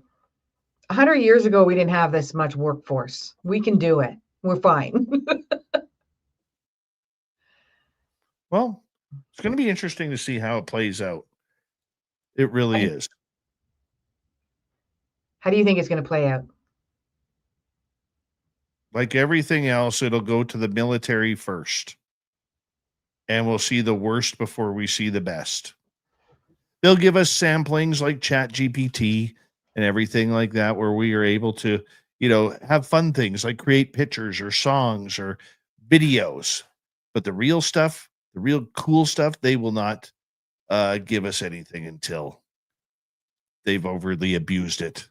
It's just, McDonald's, Burger King, all that stuff will have the AI, but AI will never be able to do a lot of different things. They won't know intuition. They won't have the psychic PSI abilities. They won't have, there are legit people out there right now, and they're doing a lot of scientific studies around it. And there's going to be a nice documentary that comes out in June around it. And there are people that are so psychically remote viewed amazing that they can tell you what's wrong with your body and what exactly you need to help cure it. And I know AI will be able to do that, but not to a certain degree. It won't be able to. We're going to start realizing that we're just as powerful in certain ways. We are just as powerful, not in every way, but in certain ways. And I think that's going to heighten our abilities once we learn that. I would agree with you on that. I would totally agree with you on that. Let's move on to another one. Little Cam is asking, do you agree that the Akashic records exist or are real? Not like people think it is. It's not like this big library in the sky. It's an energy exchange. It's been going on forever. The 100 monkey theory, just take a look at that. Look back historically at inventions. If you do some research on it, many of the inventions, many people were doing it all at once, and they were contributing to the energy field of this invention, and we were receiving information back around the same invention. Kind of all the big, it's like one mind. It's a one mind type of thing. So it's an energy field that exists, and we can take information from it and we can give information to it. And that's what they call the Akashic records. And it's vast because there's no real concept of time. So it has everything in there from the beginning of time to the end of time, which is all happening at once anyways. So it does exist. It just doesn't physically look like a library like people think it looks like. Let's move on. I think we got maybe time for one more here. Let's go back to little Cam here. Do you think that generational rulers like Pluto, example, Pluto in Sagittarius or Capricorn, have significant meanings? Yes, I do. Pluto was discovered in 1930. They downsized it not too long ago as a dwarf planet. I still believe it's got a lot of significance. So you can look at some of the archaeological findings of they had all the 10 planets in it. And Pluto is it's a generational, it's a multi-generational planet. It's an era, planet of eras. So in somebody's specific chart, it's your lineage, it's your past life. It tells me who you've had past lives with in your chart. And on a global level, for instance, the United States, it's going through its Pluto return, its first one, because it goes every 48 years. So it's in its Pluto return right now. And that's what's telling me that that the United States is going through a complete overhaul of its original plan, which was, and Canada's not too far behind that. So yes. All right. 4 minutes to go before we have to say goodnight to you. Overall, do you see more positivity in 2026? If you're okay with the transition and the changes, it's 100% positive. If you go kicking and screaming because you want everything to be the same and you don't want anything to change, then it'll be challenging. It really depends. Get a reading by me. You'll be able to figure out how you navigate through this. But as long as you're open, you watch shows like Dave's and stay open-minded about it. I'm excited about it. I'm thrilled. I can't wait. Bring it on. Should people, in your opinion, make New Year's resolutions? You should make resolutions all the time. Like every single second of every single day. Like you are manifesting. You are a manifester. Every single minute of every single day, you're manifesting. You're manifesting your actions, your breathing, your thoughts, your reception to those thoughts, your delivery of it, your receiving of other people's thoughts and actions. Like if you want to manifest bigger things, like a better job or a different house or location or a better relationship with your sister-in-law, you're doing this every nanosecond of every day. And that's how I teach my clients how to navigate through that and not look at it as disasters or difficulties or challenges. And also forgetting, like missing those little manifesting stages. So yeah, make resolutions all the time. If you want to do them for 2026, but for some people, it can just be a letdown, in 2 months they're like, oh, I didn't fulfill, I'm a failure. No, just every day, wake up and do a resolution every day. I like it. I like it a lot, as we should. And it is about, generating positive thoughts and feedback around yourself. If you want to have that black cloud around you, it's going to continue because Mm-hmm. a lot of people have that black cloud because that's what they're used to. Mm-hmm. Yeah. Will luck change for people? When the summer comes and people are hyper aware of their abilities, because one of the things is people that have these abilities, even 10 times better than what I have, savants, so to speak, will present themselves to the general public. That's already out there for a little bit. If you guys want to take a look at the telepathy tapes, but it's going to present itself tenfold because businesses are going to derive from it. Professionals are going to come out with it. And then people will realize it's not luck. You have a skill set to manifest and work with energy and work with life and work with yourself, work on yourself. It doesn't mean that I don't walk around like in joy and bliss all the time. I do a lot, but not all the time. And then I know I'm going through what's called an adjustment period, which means something's happening where I'm just slightly adjusting myself. I'm tweaking. I'm going from one channel on the radio station to the next one. There's that static for a little while, right? And so once you realize that, you won't see it as luck. 30 seconds left with you tonight. Tell everybody where they can find you. Ask Holly Hall, ASK Holly Hall, HALL, on Facebook, I prefer X, I prefer YouTube, specifically YouTube. You can find me on TikTok as well. I got a lot of following on TikTok. And that's my website, askhollyhall.com. I love it. Thank you so much, Holly, for coming on Spaced Out Radio. I hope your 2026 is absolutely incredible for you and your hubby. Thank you. Thank you. I enjoyed this. Coming up next, we have Swamp Dweller. Then Robin Haynes will be here for the Q&A. Busy Hour 3 next. You're listening to Spaced Out Radio with your host, Dave Scott.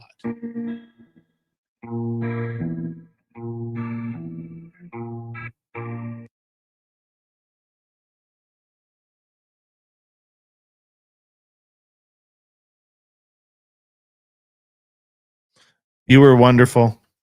Thank you. I enjoyed every moment of it. Aw, thank you. I did too. I really did. Hopefully we can do this again sometime. We will. We will. I have a little poll around here. Yeah, that sounds good.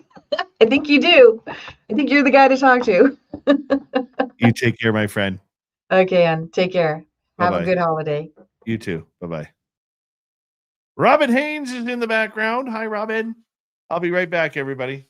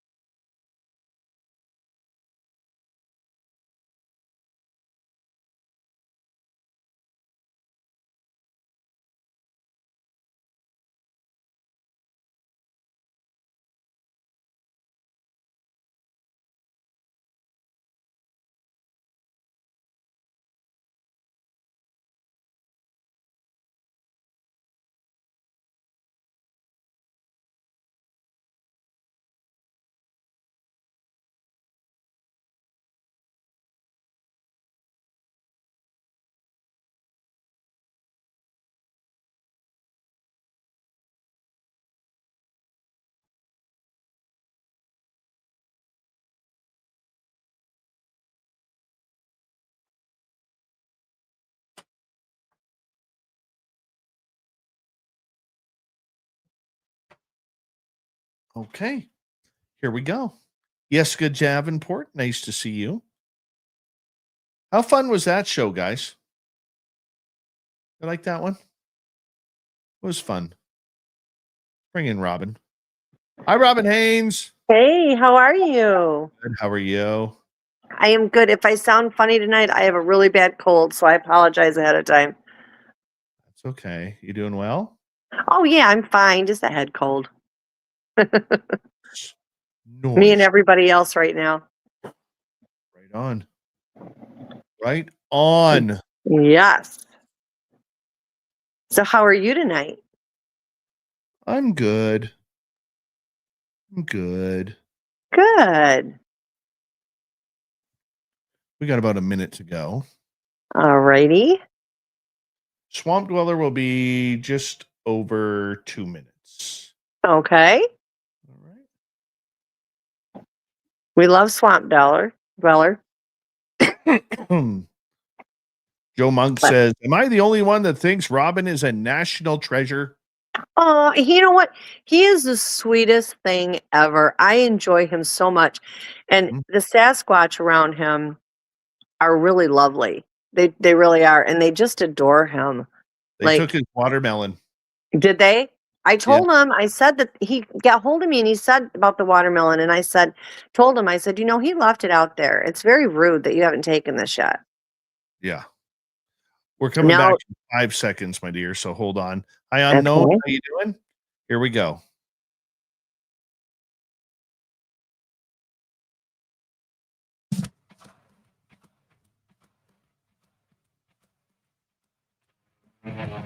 We are into hour number 3 of Spaced Out Radio. My name is Dave Scott, Swamp Dweller, and the Cryptid Q&A with Robin Haynes coming up here momentarily. But first, I want to say hello to everyone listening in on our terrestrial affiliates around North America, digitally on every major podcast network. Our website, spacedoutradio.com. We have a plethora of features for you. Rock out to Bumblefoot, read the news wire, check out our swag as well. You can follow us on X at Spaced Out Radio, Instagram at Spaced Out Radio Show, and on Patreon in the Space Travelers Club. The Desert Clam has set the password for tonight in the SOR Space Travelers Club. Bathapelagic. Bathapelagic is your password. Use it wisely, space travelers, as the Clam sets the password each and every night right here on Spaced Out Radio. Let's head to the swamp.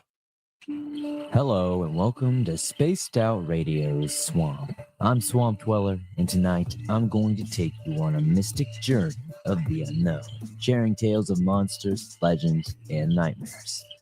Welcome to the Spaced Out Radio Swamp. I am currently in Western Kentucky, in a very woodsy and rural area. I was walking my dog just before bedtime, and out of nowhere he sat down and began howling and whining. I had absolutely no clue what the issue was, but I could sense that something just wasn't quite right. I decided to head back to the house. I felt hyper aware of everything. I was aware of every crunch of the branches, every rock I kicked, and every step that I took. I had a flashlight because it was very dark where I was, and I shined it into the woods out of curiosity. A pair of eyes reflected back at me, so I figured it was just a coyote or something of the sort, and kept on moving. Come the next morning, I woke up very early to what sounded like some sort of weeping from the outside in the direction of the wood. Of course, naturally, I was freaked the hell out, so I peeked out the window to see what was going on. From what I could see, there was a deer standing in the field leading into the woods, but something seemed very off about this deer's. Its eyes looked all funky.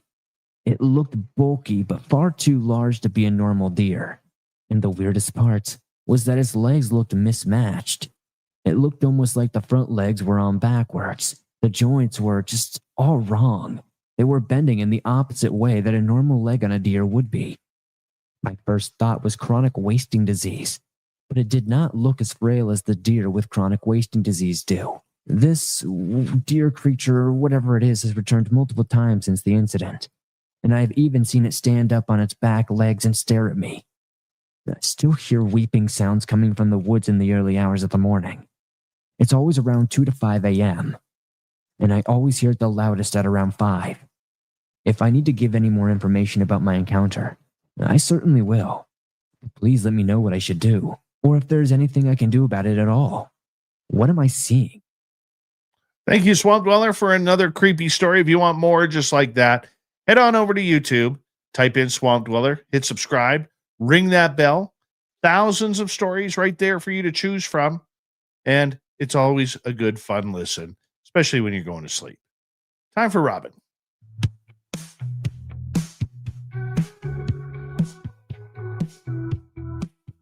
Robin hangs stopped where the tall trees sway. She hears Bigfoot whisper what the wind won't say.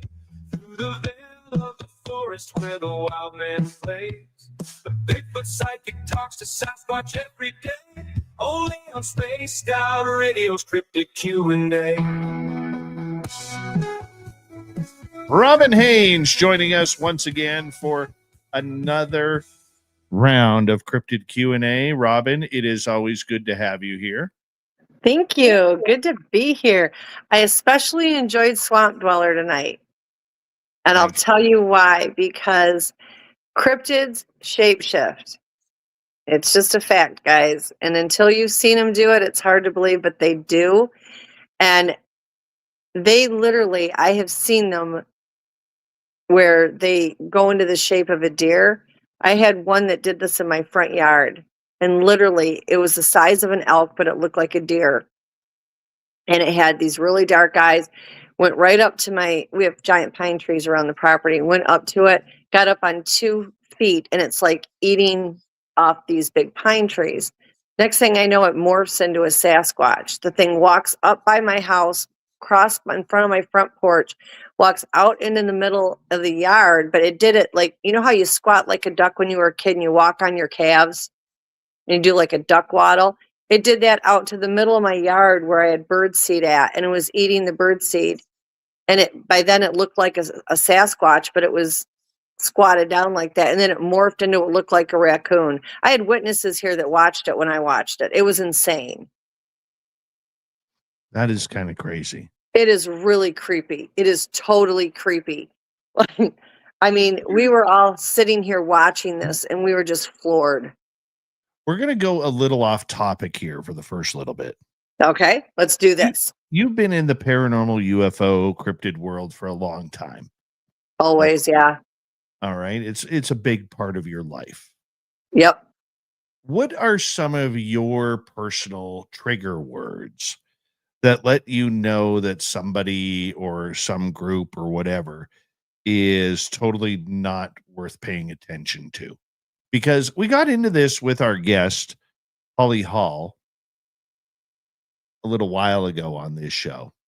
And, you know, like give an example. Psychic people, when they start talking Mercury retrograde and chakras, Yeah. those are trigger words for me. Me too. I just am Okay. like, And you know, in Sasquatch, my trigger word is the word squatch. oh, that irritates me. Yes. Hate it. Absolutely hate Sets it. me off every time. So what are your trigger words for people out there who are wanting to take this more seriously? Any of these topics, really. Where they need to stay away from. The Sasquatch for me, it's like when they start calling them boogers and they start calling them squatches, and it's so disrespectful. Okay, these are a human hybrid. If you can't have respect for them, don't waste my time. I don't mean to be cruel. I know people don't normally mean them in a bad respect, but they are what they are. It is, you know what I mean? And I get people that when they're talking about any cryptids, I can tell if they're serious or not. And it's not so much the verbiage they use, it's what they say. Like there are certain things that people that have cryptids around them or that have even had one experience, there are certain things that cryptids do and they will tell me those things. If I get anybody that is just like, oh yeah, walked across the trail, looked at me, it walked off. Now I'm like, okay, well, did it do this? Did it do this? Did it do this? And they can't answer those questions. Now I'm a little bit more suspect. You know, I try to give everybody a fair shot. Of course, I cheat too because I read the energy. And if the energy says they're being deceitful, I know they are. But yeah, there's certain trigger words. I don't like the slang disrespect of it. And I do have a lot of friends that call them boogers because that's just the, you know, the area that they're from. I per se don't like it. I find it kind of a little offensive, even if I don't say anything, because it is disrespectful to them, and that I went squatching. Okay, that just irritates me to absolutely no end. Squatching, okay, you went out and you either tried to have an experience or you went out to have, do some research with squatching. Really, it's not a national pastime. I think it's the way people say things, and when they go to tell me their experience, even a basic experience, they're going to pick up certain things. And as if they're really blasé about it, like they just thought that they got the money shot or something, and all they did was see him walk behind a tree. And I'm like, you're not getting it. You're missing the mark on it. You just got to see something that people would kill to see. And there's that act of entitlement to it. And that really sets me off, because as many times as I've seen them, every time I see them, it's just as important to me as the first time I saw them. So when people don't have that appreciation for them and they just use a lot of slang terms, or I get people and they're, they think it's funny. I would take a shot at them and do this and this and this. And I'm like, oh no, I'm the wrong girl to talk to if you're going to talk like that. And it's the same thing when it comes to the ETs. Well, you know what? I will say this. Okay.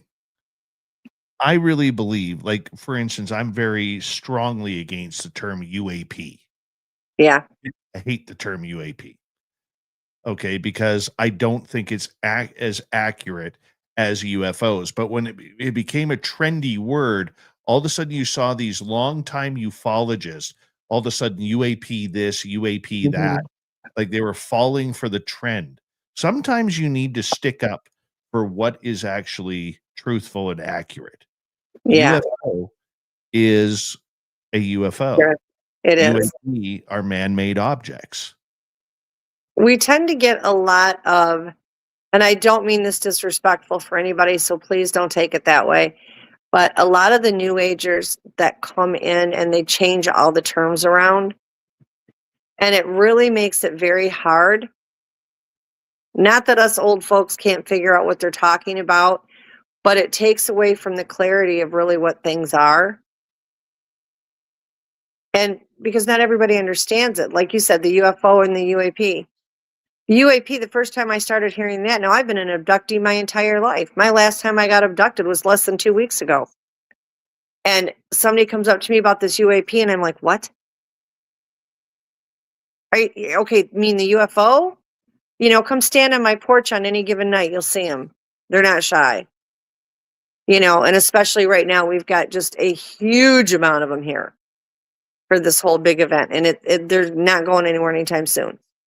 But people try to bring in these new age things and these cocky slang comments and bring these in thinking that they sound cool and it's going to dress it all up. It doesn't need to be dressed up. The paranormal stands on its own, okay? People either believe it or they don't believe it. But then they bring in all these new terminologies thinking it sounds fancier, it sounds better, and it's the same thing, and all it does is cause confusion. What is your biggest trigger word in the psychic world? The word psychic. I hate it when people are like, oh my gosh, you're a psychic. To me, and I'll tell you why. When I was a kid, my mom, she wasn't as psychic as per se I am, but she was very good. And we would go to psychic fairs. She thought they would be fun, and they never got it right. I've never had a psychic read me and get it right in my life. And everywhere we'd go, oh, the psychics. I hate the term psychic. I'm an intuitive. I read people. Yes, I have the psychic abilities. I do them on a regular basis for people. They all seem to like it. I'm comfortable with it. I'm not perfect, but I think I have a good track record. But I don't like the word psychic. That's my first trigger. As soon as somebody says, oh, are you a psychic? I just want to go bleh. Because there's so many fakes out there. And people pay good money to hear them, and they don't get anything right. They don't explain it. They don't care about you. They don't do anything. They just talk for the sake of talking. And what they do, if you watch them close enough, they pick a generalization, and they get you talking so they can pick things out of you. See, I don't do that. I'm like, the less I know about you, the better. Just let me do this on my own. But I don't like the term psychic at all. Absolutely do not like it. My IT girl that did my website, it has on there psychic, and I'm like, we got to figure out something else. But if I put in intuitive, people don't know it means I can do psychic readings. So we've left it up there. But that is one of my biggest peeves when it comes to the paranormal stuff. Yeah, I'm psychic, but I don't like the term. The term just irritates me to no end. Paranormal speaking, for me, it's the word science. Yeah. When I hear paranormal groups talking about how they're conducting scientific investigation, no, you're not. Mm-mm. You're not in a controlled environment. You aren't able to replicate what is happening because that's not how spirits work. There's nothing scientific about what you're doing. No, they're not. And I did a show last night with Dr. Melba Ketchum, with Daryl Denton and Ron Moorhead. And she was explaining the science on the DNA study. I told Daryl before I went on, I don't do science. Okay, way above my pay grade. I do paranormal.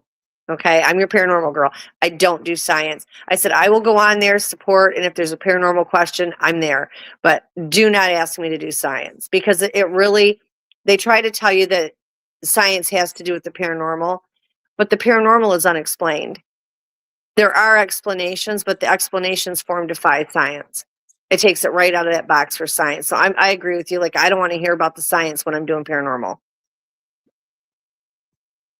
I love it. Let's get to an audience question here. Let's go to Derek here, who is asking, how do Bigfoot punish members in their tribe when they do something really out of line? They believe in corporal punishment, and they do things a couple ways, whether it's to physically assault them, whether it's but they will at times kick them out of the clan. We had one, and I know this sounds hysterical, you guys, but I swear to you, it's the God's honest truth. He kept peeing in the cave, and they told him over and over again, if you keep peeing in the cave, you're going to be kicked out. And he did it again in an act of defiance, and they kicked him from the clan, and they never let him come back in. I know of some that have a separate cave further from where the clan resides, and they'll send them there almost like they're in jail, and they have to stay there for a predetermined amount of time. But a lot of them, they'll just cold cock each other. I mean, literally, we had one that got seen by a game camera, wasn't supposed to, and one of his clan members literally knocked the crap out of him. They believe in corporal punishment. They're a physical punishment. It's either that or they ostracize them completely. What does that mean? What? I said they're that mean. Yeah, they will. They to them, that's a normal way. If the kids get in trouble, for them to, smack them, not hard maybe, but they will smack them, or, not allow them to partake in this or that. But yeah, they tend to get a little bit more physical, certainly, than we do. All right. Dr. Bob is asking, do Bigfoots enjoy sarcasm or slapstick? They have a very, very wicked sense of humor. I'm not even kidding you. The sense of humor they have boggles the mind. And it's not a sense of humor like what we would think, but it's hysterically funny to us when they do it. Like, they think it's funny to fart on you. That's a big deal. They think that's absolutely the funniest thing in the world is to fart on you. Or like when they do the belly crawl through the grass, and they'll go up behind you and they'll just knock your feet out from under and you fall on your butt. I mean, they do. They have a very bizarre sense of humor. People don't think that they would, but they do. I don't think they really understand sarcasm. I'm not saying a couple don't here and there, but for the most part, they don't. But they have a very bizarre sense of humor. They enjoy laughing. Okay, remember, these are high frequency beings. Laughter brings on a high frequency. So they do like laughter. That's why when you're having campouts and you're by the bonfire pit or the fire pit or whatever, and everybody's laughing, you tend to get more activity, and they tend to come in more around the fire because they like the laughter. It's a high frequency. And they are jokers. They are practical jokers. I mean, they love pulling pranks. Pranks are a really big deal. I often wonder about that, about their pranking and everything. Like looking back at Flight 21 with Tim and myself, where Uh-huh. they were literally that last time Tim and I went out together where they were playing hide and go seek with us. Oh, Like yeah. you could tell they were fully in control. Mm-hmm. I wish I would have seen them. Okay. It Yeah. was all about Tim that day. Okay. And he saw 3 different ones. And he saw the blonde one, he saw the cinnamon colored one, and the white colored one. Yeah. I remember looking at him how they were dodging me, and I'm looking kind of in the same areas, but he was much quicker than I was. Okay, and I was getting nothing, and I was getting frustrated. To be blunt, I was getting frustrated with it. So I mean, I wanted to see too, but they Yeah. didn't give me the opportunity. It's kind of weird how they play the games that way. They do. And I used to, when I was in Michigan on my one property, every day I walked a certain path. They like predictability. So I would walk around the path. I would talk to them every day. And I'd walk that path 3 times around, 2 or 3 times a day. First path, I went around it and I'm talking away and I could hear them walking, but I couldn't see them. And I went by, it was fine. Second time I went around, they had knocked a tree, not a heavy tree, but a small tree over across my path. And I said, well, this is me ignoring you. And I'm still walking around the tree. Ha ha ha ha ha. And the whole woods just erupted in laughter. They thought that was so funny because they had knocked that tree down. And then I ignored it, walked around and continued on my path. I came around the 3rd lap and the tree had been moved. And they just thought that was funny. They laughed and laughed and laughed. And I'll tell you who else has a good sense of humor, believe it or not, everybody, the dogmen. They really and truly, it's harder to get them to be playful like that. But when you have certain individuals, they are hysterical. They have a different sense of humor because they're more stoic than the Sasquatch, but they do have a sense of humor. We have 2 minutes to go before we have to go to break at the bottom of the hour. The Q&A with Robin Haynes kicking on in. Let's go to Little Cam. Can you hang out with a Sasquatch in the astral? Oh, yeah, all day long. They're much more comfortable in that way. Yes. Yes, you can hang out with them in astral. They will sometimes, for certain people, they'll allow you to look through their eyes so that you're able to see what they see. At certain other times, they will look through your eyes and see what you're seeing. Yeah, you can absolutely do that in the astral. You can do a lot of things with them in the astral. They're a little bit safer that way. It's all done through the collective consciousness, and you get to the astral by going with a higher frequency into the collective consciousness, and then you can go in to do astral work. Great question. See if we can sneak in one more here. Save that one for the next. Let's go to this one. Uncle Remus asking, have you ever seen a Bigfoot wearing a vest or any other type of clothing? I have not seen them with a vest. I have seen them with animal skins. And they have taken clothing that I had stored in my garage from grandchildren. I don't know what they thought they were going to put up. It was like it was going to fit their kids, but they did take it.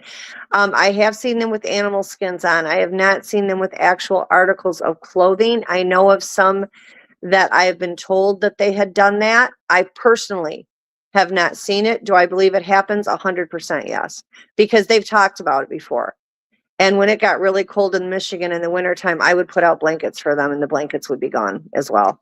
So yeah, absolutely That believe that. actually shocks me a little bit because I would think with a lot of human interaction, people losing their hats or their coats or Mhm. something, that they would try and maybe put a hat on or a Oh vest yeah. or something like that. Yeah, absolutely. I believe that with every fiber of my being. I've seen too much of the things that they do. If they're going to walk around and wear an animal skin as a clothing for heat, they are going to wear clothes. Okay, let's not forget Janice Carter with Fox. Okay, and that is a legitimate story. Her grandfather had gotten clothes for him when he was younger. Hold that thought. Robin Haynes in the Q&A about cryptids continues with the final half hour next. This is Spaced Out Radio. Your host, Dave Scott.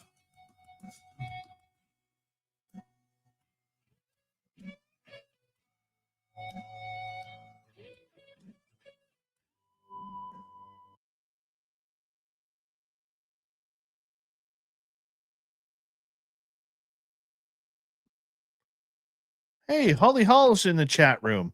Hello, Holly Hall. You were a great guest. You were fun.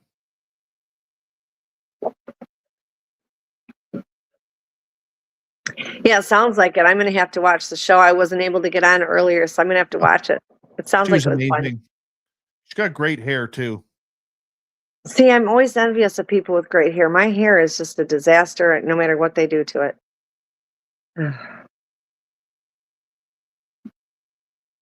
I hear you there. I hear you there. Yeah, but I mean, they will wear anything. People talk all the time. I've talked to so many witnesses that have had clothes on the line and they've taken the clothes off of it. Like if they're, drying clothes or whatever. I had bags of baby and toddler clothes in my garage for my grandson, and they grabbed the bags out of the garage, and I found the bags out in the woods. And there was only like one or two things left. Like, I don't know how they thought it was going to fit one of the kids or what, but they took it. They knew exactly what it was. They had no problem with it. My daughter left a hairbrush outside. They took the hairbrush and they brought it back 2 or 3 days later, and there was Sasquatch hair in it. But they had broken the brush from where they had brushed it, and it broke the brush. But if she left any articles of clothing out there, her jacket or whatever, it was gone. Oh wow.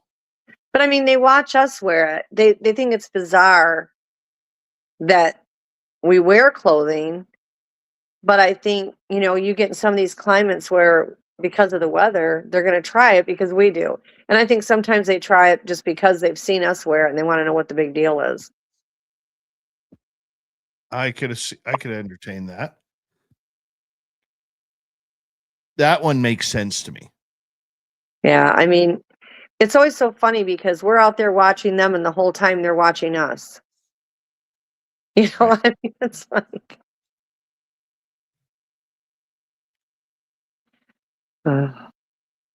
We got about 3 minutes, Robin. okay. I think I told you last week, that one in the backyard, I still feel bad. He won't tell me who it was. It's about 12 foot tall. He was out in my backyard. I went out with the flashlight to check something, and I wasn't even looking for him. I didn't notice anybody was out in the backyard. He never said a thing. He saw that beam on that flashlight. Oh, he was mad. He broke a tree and tossed it and huffed and puffed and walked out, stamped off in the woods. I was like, I never shine lights at him. I wasn't even trying to shine it at him. I didn't know he was out there. You live a dangerous life. My life is bizarre. I don't even understand my life. I wouldn't change it. I wouldn't change it at all. But it's definitely different.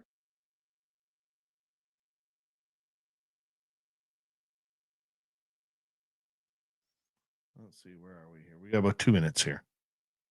But I've had like clothes that are in the bathroom or whatever and been gone and come back and have these either a muddy handprint or that white powder that everybody finds from them handprint on clothing.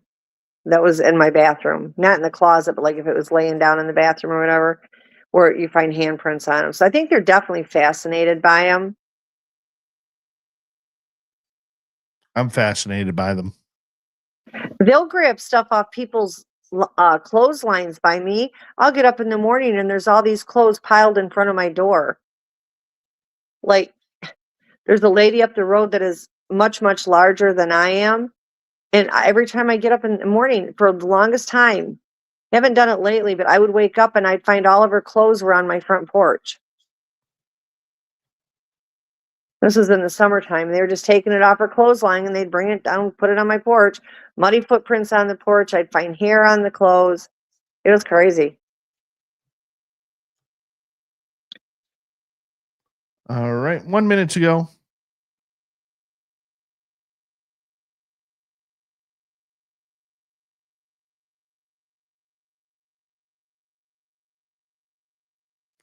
Just scanning to see if I'm missing any questions here.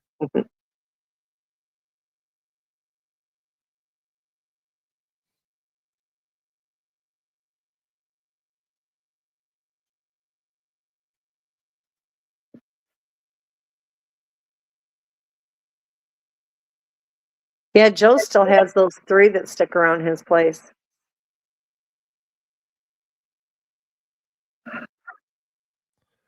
Yeah, he's a weirdo that way, though. He is always so nice. I enjoy talking to Who him. is a weirdo there? The Sasquatch, watch him. He's a scientific experiment on his own. Joe is. Hold on. Here we go.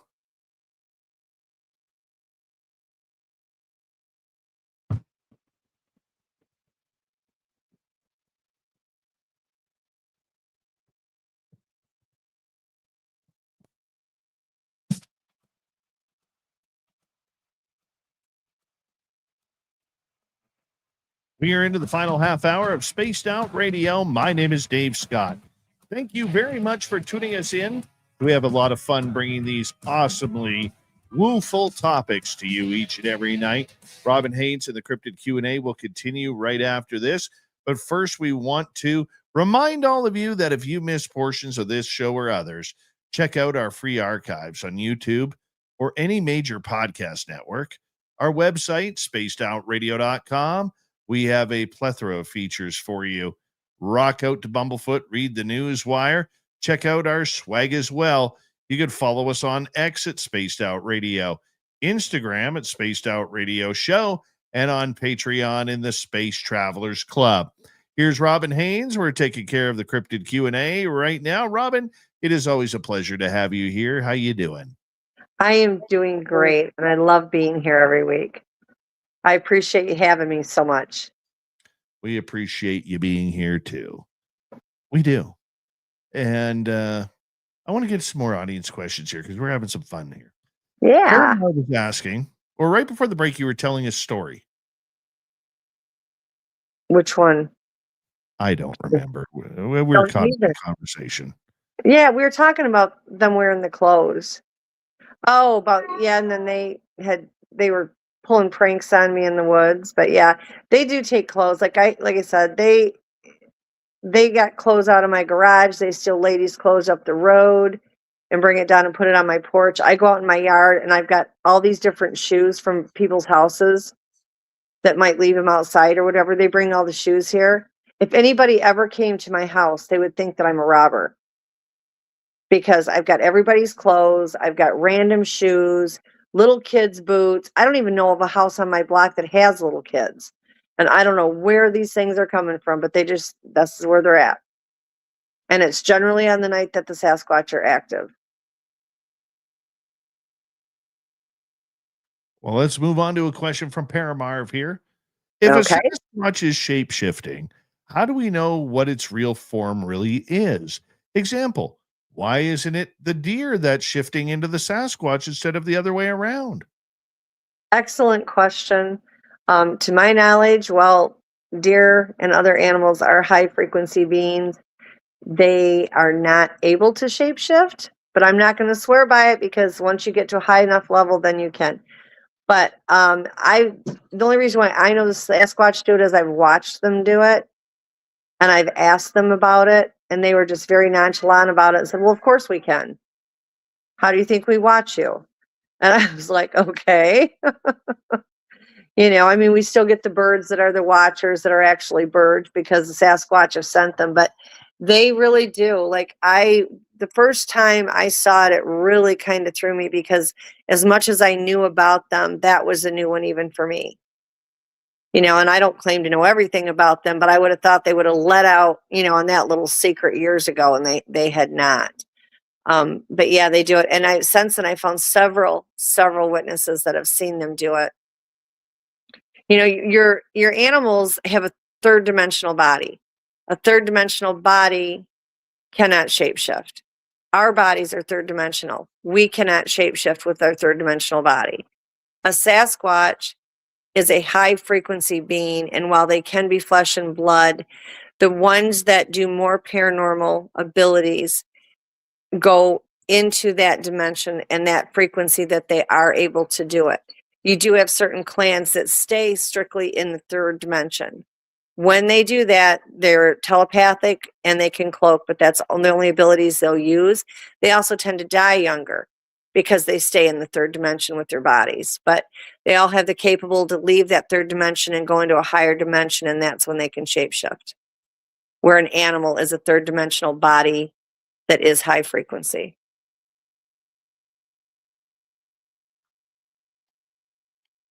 Probably one of the best questions you've been asked here. Yeah, that's a really good That's a question. great question. Paramarv coming in with the huge ringer there. I know. I hope I was able to answer it well for you. I like this question by Joe, but I'm going to expand it a little bit. Says, do Bigfoot like guitar music? I think Sasquatch, in my opinion, I think that it was a number of these TV shows that go out there, they try a bunch of different experiments, seeing what they like and don't like. And there is a guy right now who's getting hundreds of thousands, if not millions of views, where he's playing his guitar and singing to wild animals. And the wild animals are coming up and they are just falling at his feet because they are just, and it's some of the most incredible videos. I wish I knew the guy's name, right? But he has literally gone viral probably the last month for singing to tigers and lions and monkeys and rhinoceroses, giraffes, elephants, deer, you name it. He's singing for these animals, and watching the animals react to the music is incredible. I could just imagine what Sasquatch would be like with a guitar, because I did eyewitness how they reacted to indigenous drumming and singing. Yeah. Which was extremely eye-opening in a great way. Yeah. What do you think? Well, they love music. They don't like the harsh music, but they do love music. The drums, Native American drumming has gone back centuries with them. They've always enjoyed that, but they do like music. My daughter, when she was in band, would play her clarinet for them, and they would come right out of the woodwork. I mean, they loved it. They'd come walking through the woods and watch her. They just loved it. And I know everybody gets tired of me saying this, but I'm going to say it anyway. When it comes to the guitar and string instruments and your higher pitched instruments, there is a stronger frequency, and they are frequency whores. Like, they literally, everything is frequency and energy with them. Everything they do, you can trace it back to frequency and energy. So do I think they would like a guitar? I think they would bend over backwards for a guitar. And the same thing with vocals. I have a friend of mine that does vocals, and she does meditations for not only humans, but she also does vocals with a high frequency for animals to help calm them. And she can hit certain frequencies with her voice, and they literally love it. The elementals, the dimensionals, the cryptids, the ETs, all of it turn inside out for it. That high frequency triggers something in them because it helps them.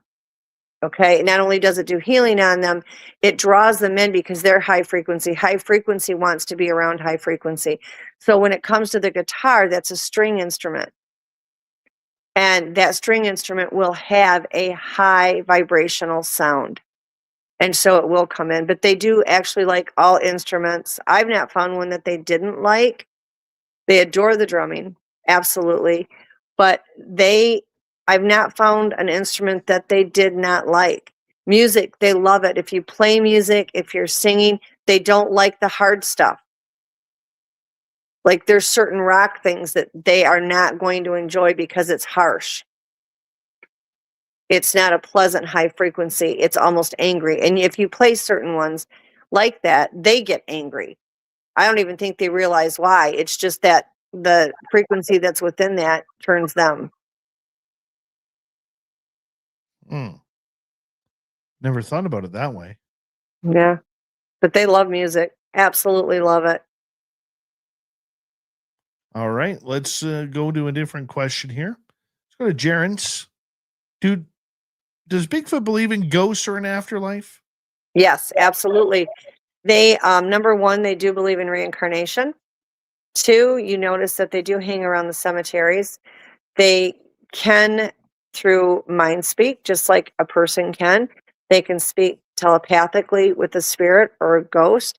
They also hang around the cemeteries as a form of respect for those that have passed.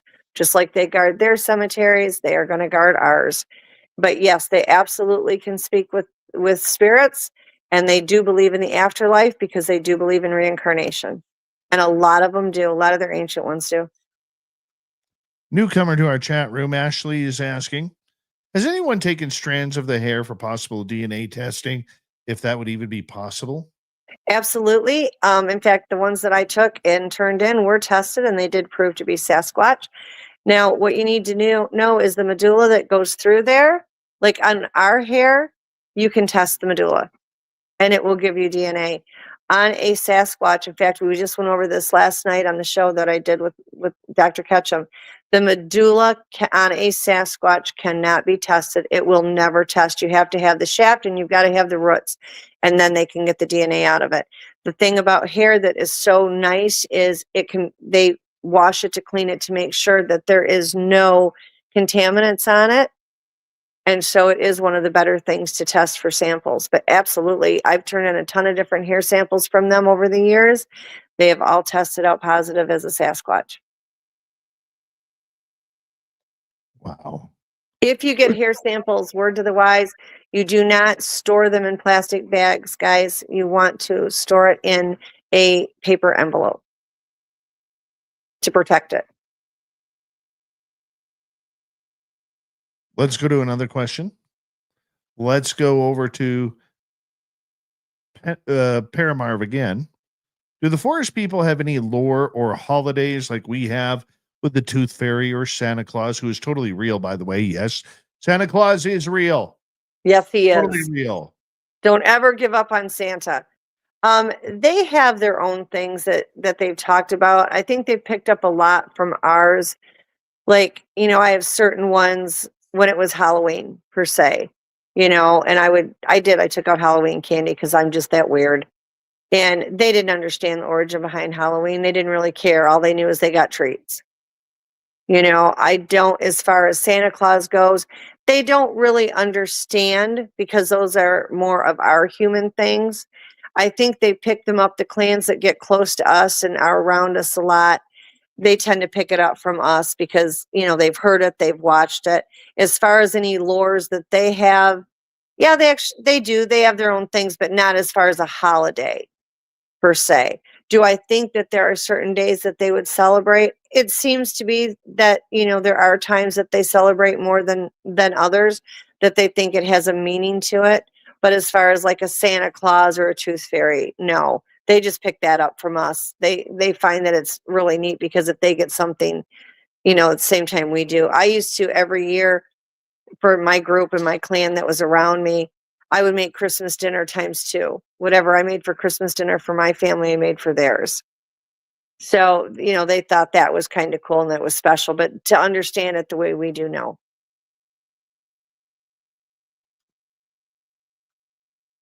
Do we think that these creatures have formidable human type habits? Yeah. Okay. Absolutely. Whether it's anxiety, whether it's picking their nose, whether it's, Absolutely. These are a human hybrid. They do have traits that are human. Their mother was human. So yeah, they absolutely have human traits. 100%. I know some that are very anxious. I know others that just have, the most incredible sense of humor. Two in particular that are just the goofiest thing out there. I have another one that he likes to play around, but he's a little bit more somber. He's more loving and affectionate. He likes to stay closer than per se another ones do. But they all do.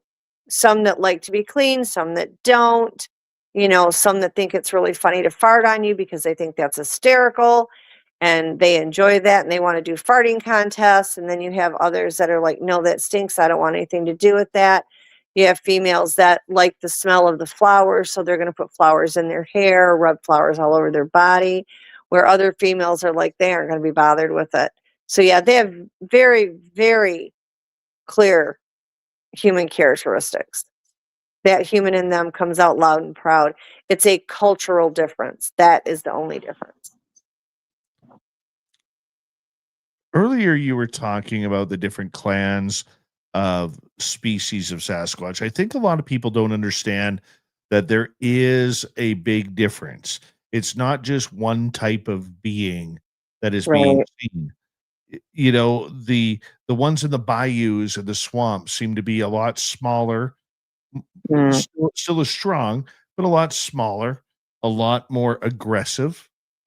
You know, those on the West Coast going up towards Alaska seem to be, for the most part, a lot more docile, just minding their Yeah. own business. Yeah. Know that. You have to understand it's a cultural thing. It really and truly is.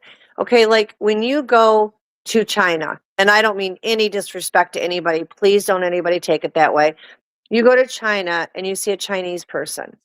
Okay, their eyes are different than ours here in the States. They have different things that in China is acceptable opposed to what we do. Okay.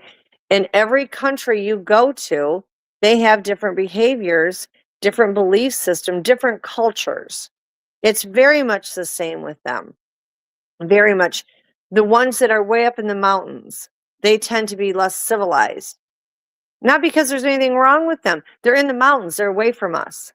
They go up in the mountains to get away from us because they don't want to be around our type of human. So they go up there because they want to be left alone. They are a little bit more uncivilized, just like the ones that you get that are are in the swamps. Okay, we generally aren't in the swamps. They go in the swamps because they want to be left alone. They aren't picking up our habits, they've got their own habits. You get down in Florida and some of the southern states, and they do tend to act, some of them, a little bit, and I don't want to say across the board because I know some that are more civilized in some of these southern states than anywhere else, but depending on the clan, depending on the location, is culturally how they're going to behave. Are they going to think is acceptable? So you have that to begin with. And then you have, what is that leader of that clan going to allow in that particular clan?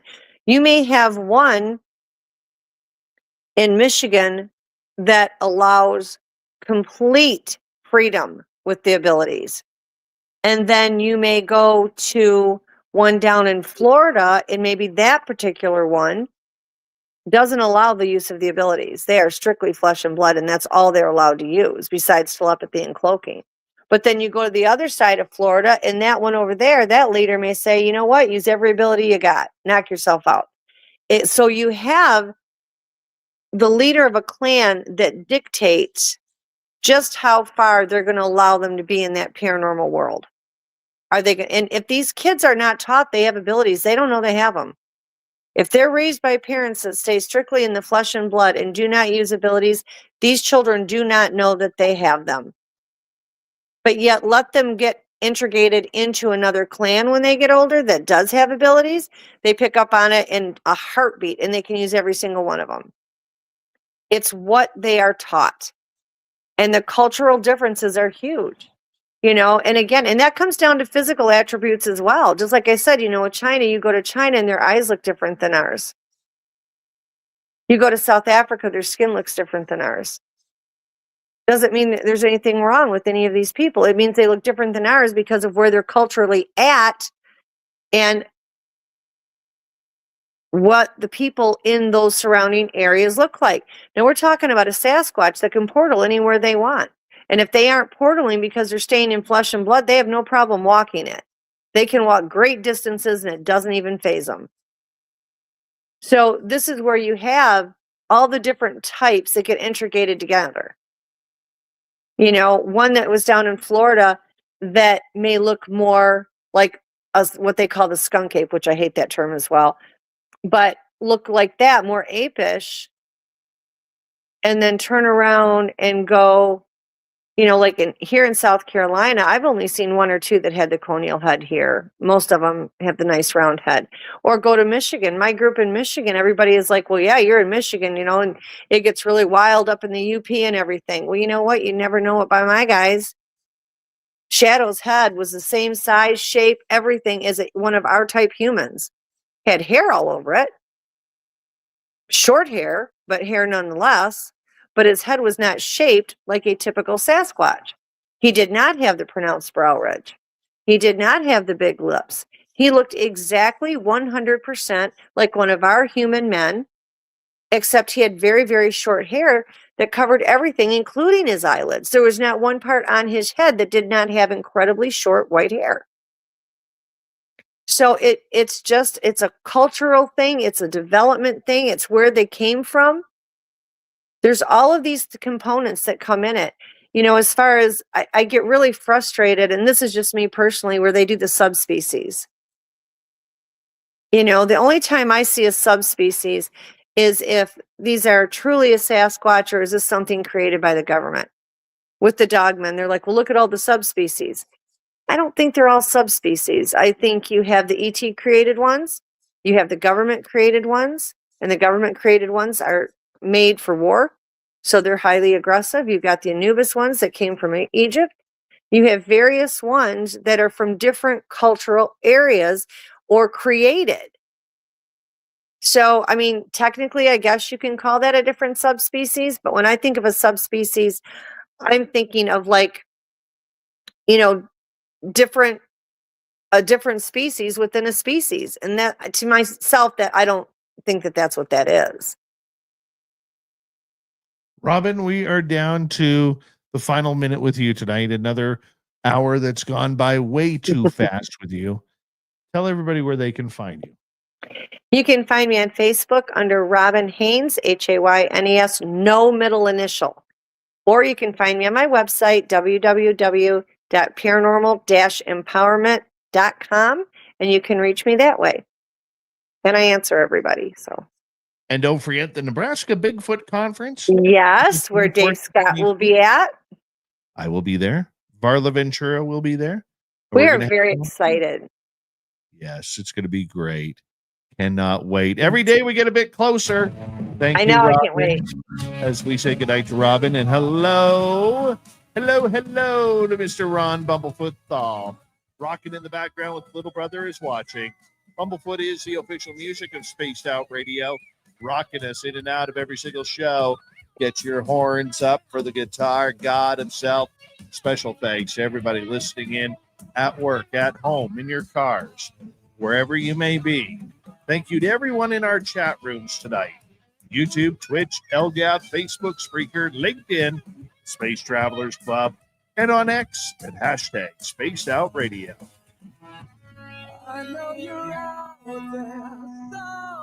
Remember, this show is copyright by Spaced Out Radio and Bigfoot Broadcasting Limited. Thank you so much for choosing to share your evening with us, because together, my friends, We're watching. we own the night. Mr. Bumblefoot, we need a favor. We need you to take us home.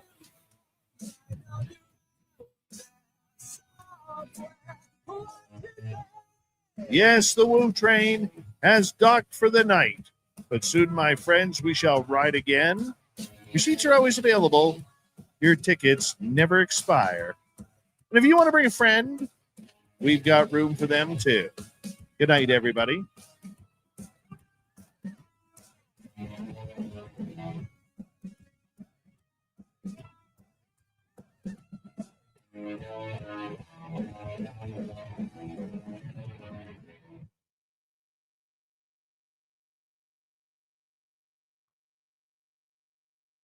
Good job, Robin.